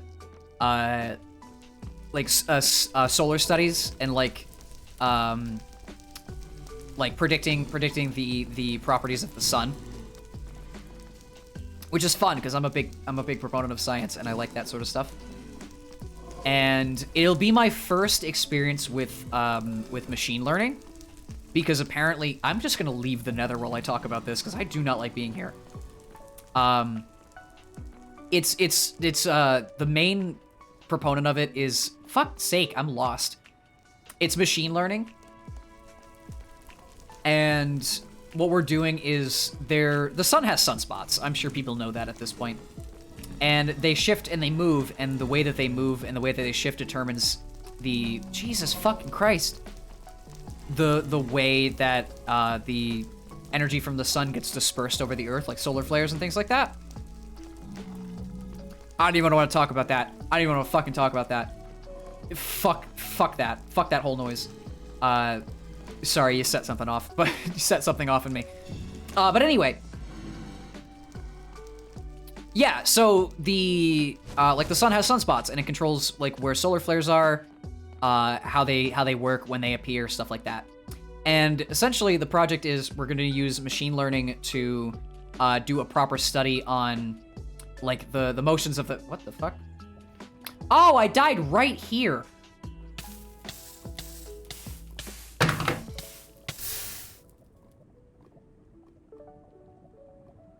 Now I died right there.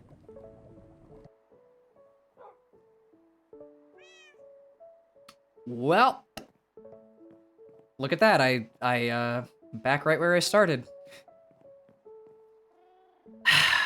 Fuck's sake. You know what? I'll talk about this and then I'll call it a day because fuck the Nether, man. Fuck the Nether.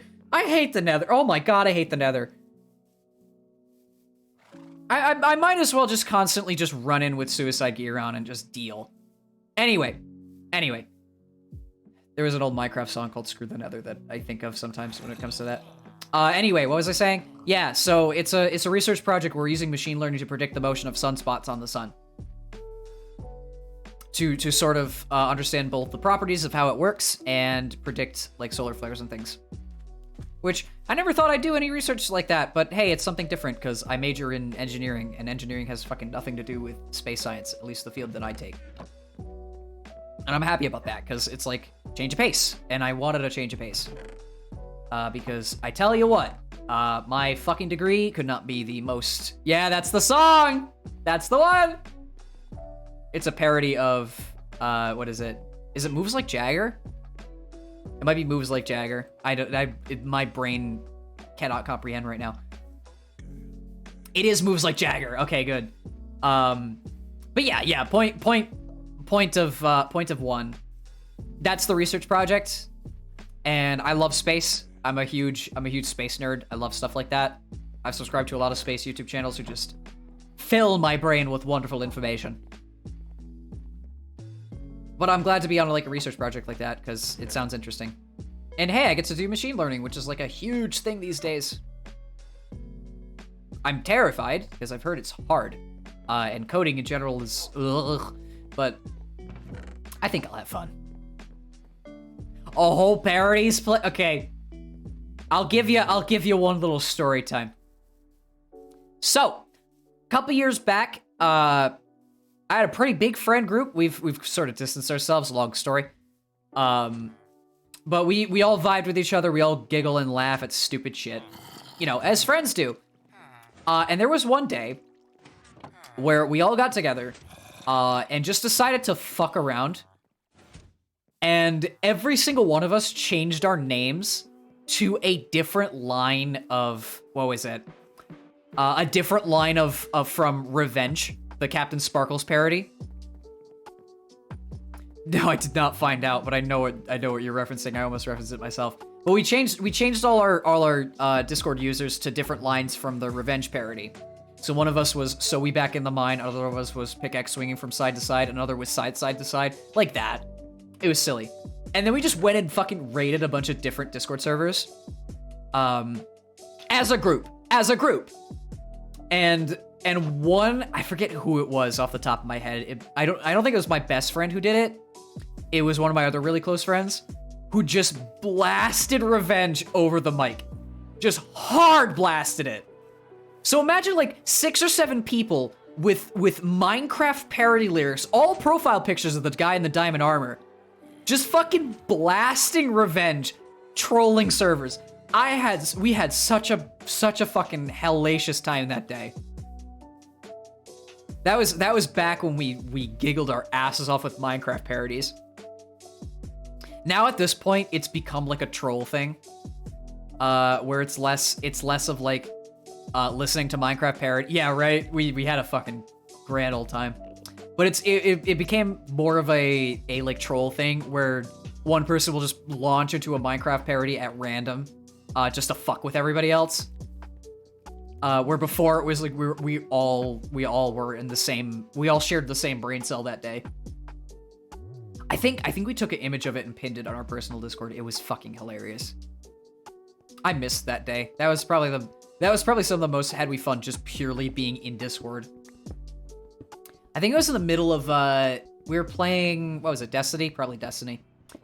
And we were like having severe fucking brain trauma from being stuck on the same mechanic for like hours. And you know what happens when boredom strikes?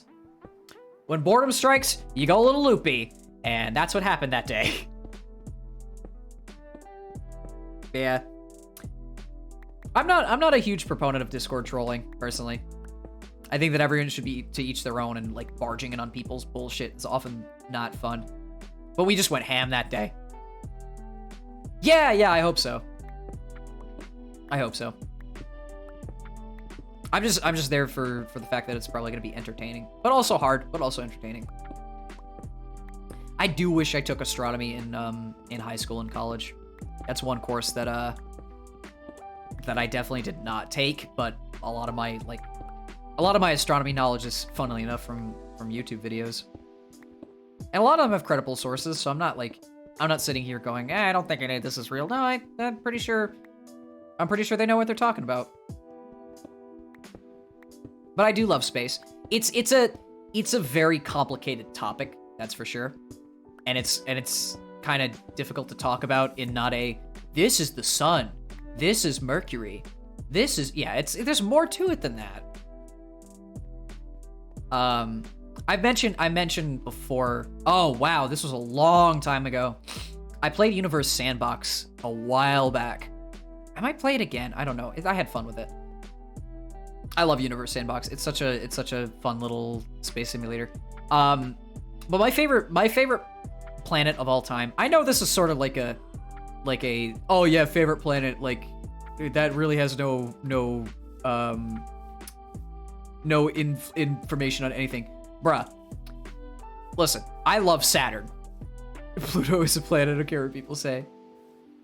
Yeah, but then so is Ceres and so is Sedna, so man, we got a lot more than 8 planets then. But that's semantics. That's semantics. Words are words. But Saturn's my favorite planet of all time. Purely because it's beautiful. It's fucking beautiful. And the fact that there have been celestial objects that have been close to it that were ripped apart by what the fuck is it? By entering the Roche limit, and they got ripped apart by gravitational forces and created the most perfect ring system ever. In our fucking solar system. Like, our solar system could have been a bunch of rocky bodies that were all boring. But not only did we get 4 rocky bodies, yeah, the moons got ripped apart, exactly. Not only did we get 4 rocky bodies, each of which has different properties, and one of which is literally red. We got 2 gas giants, 2 ice giants, a bunch of small objects, and some crazy fucking physics. Like, it's a perfect storm. It's a fucking perfect storm. We got a cool system. We got a cool fucking system. And you know what blows me away? The fact that one guy in the 1600s discovered 4 moons of Jupiter by himself with a telescope is fucking crazy. Like, dude, astronomers are beasts. Astronomers are fucking beasts. Galileo was awesome. Yeah, I can talk about space all day. I need food. Jesus. I'm gonna get food, heal myself up, and then probably call it a day. But yeah, I love space. I get very few opportunities to talk about it because there's not a bunch of quote-unquote space games these days. where like the entire focus is on space and it's not just like a simulator. But I fucking love space. Yeah, it's huge. It's huge. That's one thing that when you get into science, is sort of a brain melter, is just scale. Both microcosm and macrocosm. Like the amount of small that there is and the amount of big that there is. Surviving Mars? No, I'm not. Pardon me while I open that up in a private tab.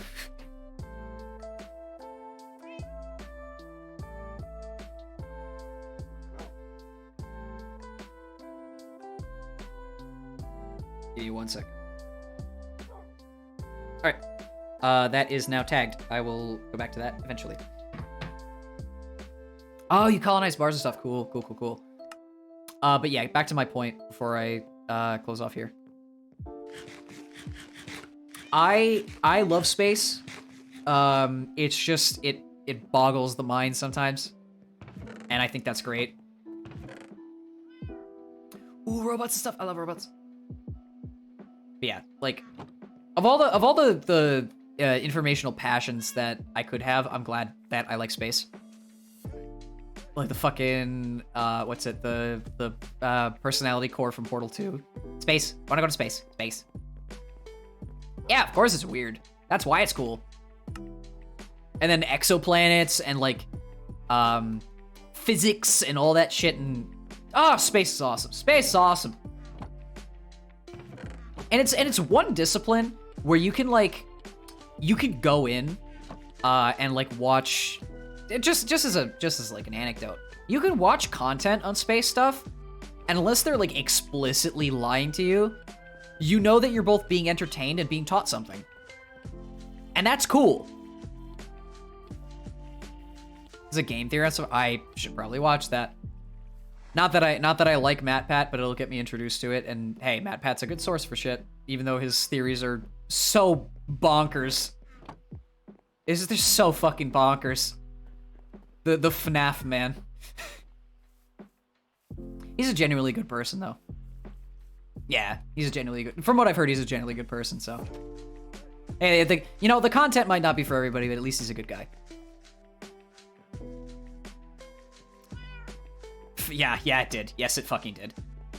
Blame Scott Cawthon and, who is it? Steelwool for that? I think that's the studio behind the thing. Yeah, I think it was a couple chat members who named it God of Steez, and I don't remember why, but that's his permanent name.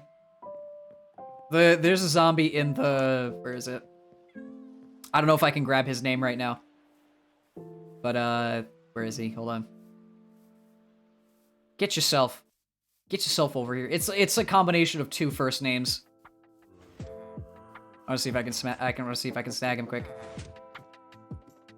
It might not be visible.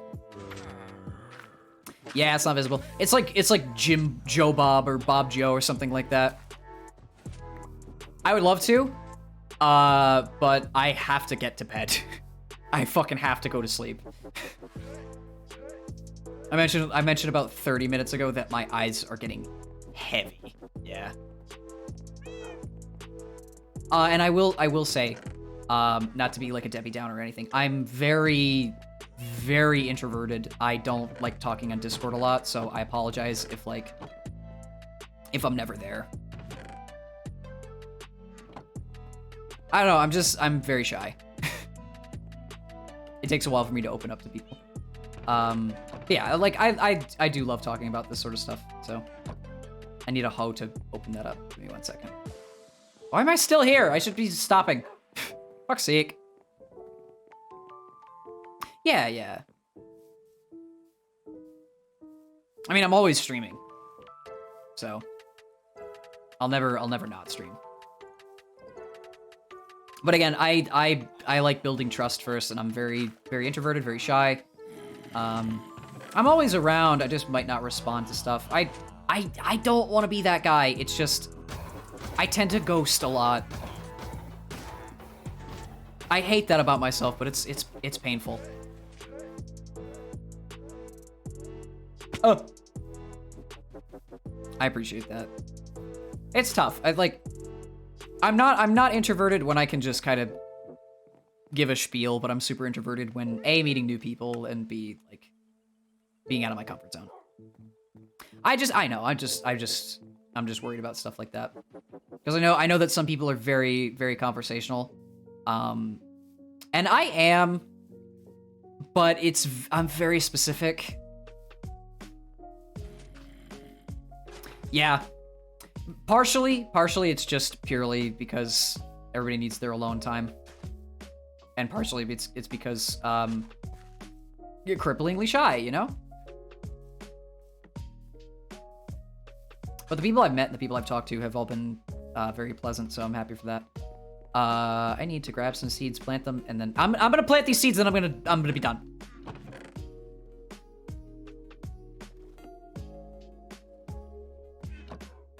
I still am really shy. I also have an irrational fear of the internet.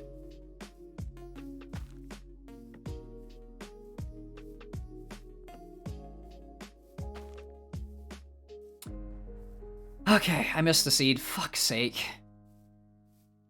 Yeah. I don't know. It just feels weird to me. No offense to anybody, but it just feels weird to me. There's so many seeds over here. Where did all these come from? Whatever. Okay, good. I always have that fear because I don't want to make anybody angry, but just not being there. Like I love talking to people, but I have to be very, very comfortable with them first. For 2 years? Jesus. But again, this is the last thing I'm going to say. I don't want to put myself up on a pedestal, but it is miles easier to talk to strangers when you're streaming. Yeah, that's fair. It's miles easier to talk to strangers when you're streaming just purely for the fact that, like, you're in control of the conversation 100% of the time. I know, it's controlled freaky. Yeah. But I feel more comfortable just kind of screaming into the void. Whereas if it's one-on-one with direct feedback, I get wiggy. It's probably paralysis. But yeah, people have lives. Very true. I never want to come off as standoffish. And I never want to come off as someone who just doesn't enjoy company. Because I do. It's just, I'm fucking shy. Yeah. Alright, we're gonna sit next to my cat. And, I didn't make a ton of progress today. I mean, I made a tree farm. But, hey, progress is incremental because that's Minecraft, so. You know how it is. You know how it is. Oh my gosh. Yeah, I'm fucking tired. My bad. Wow. Yeah, of course. Everybody has a social battery, and sometimes you gotta charge it, but sometimes, hey, it's fun to talk. Alright. Yeah, I'm gonna go to bed. This is fun, though. I'm glad I'm playing Minecraft again. I'm really happy to return to form after a month of fucking rhythm games. Anyway, for anyone who popped in during the stream, thank you so much. Always happy to have people to chat. For anyone watching the VOD, good to see you. Hope you enjoyed the conversations and maybe the gameplay. Next stream is on Wednesday. Where we're playing Dance Fire and Ice, which is the rhythm game where I talk less and play more rhythm. It'll be fun nonetheless. My schedules are on Twitter, and I have a Discord channel where you can, you can activate one of the pings and be notified. I stream on Monday, Wednesday, Friday, Saturday on average. If I shift stuff around, it's because I'm tired or busy, but that's usually the schedule. But that's the plan for now. I play Minecraft every Monday. Every single Monday, unless I change the game, but every single Monday. Monday Minecraft. I should probably name it Monday Minecraft because I've done this 9 times now. But yeah, I gotta get some rest. So, thank y'all for popping in. Thank y'all for vibing. Thank y'all for your wonderful conversations. I will see you next time. Good night and sweet dreams.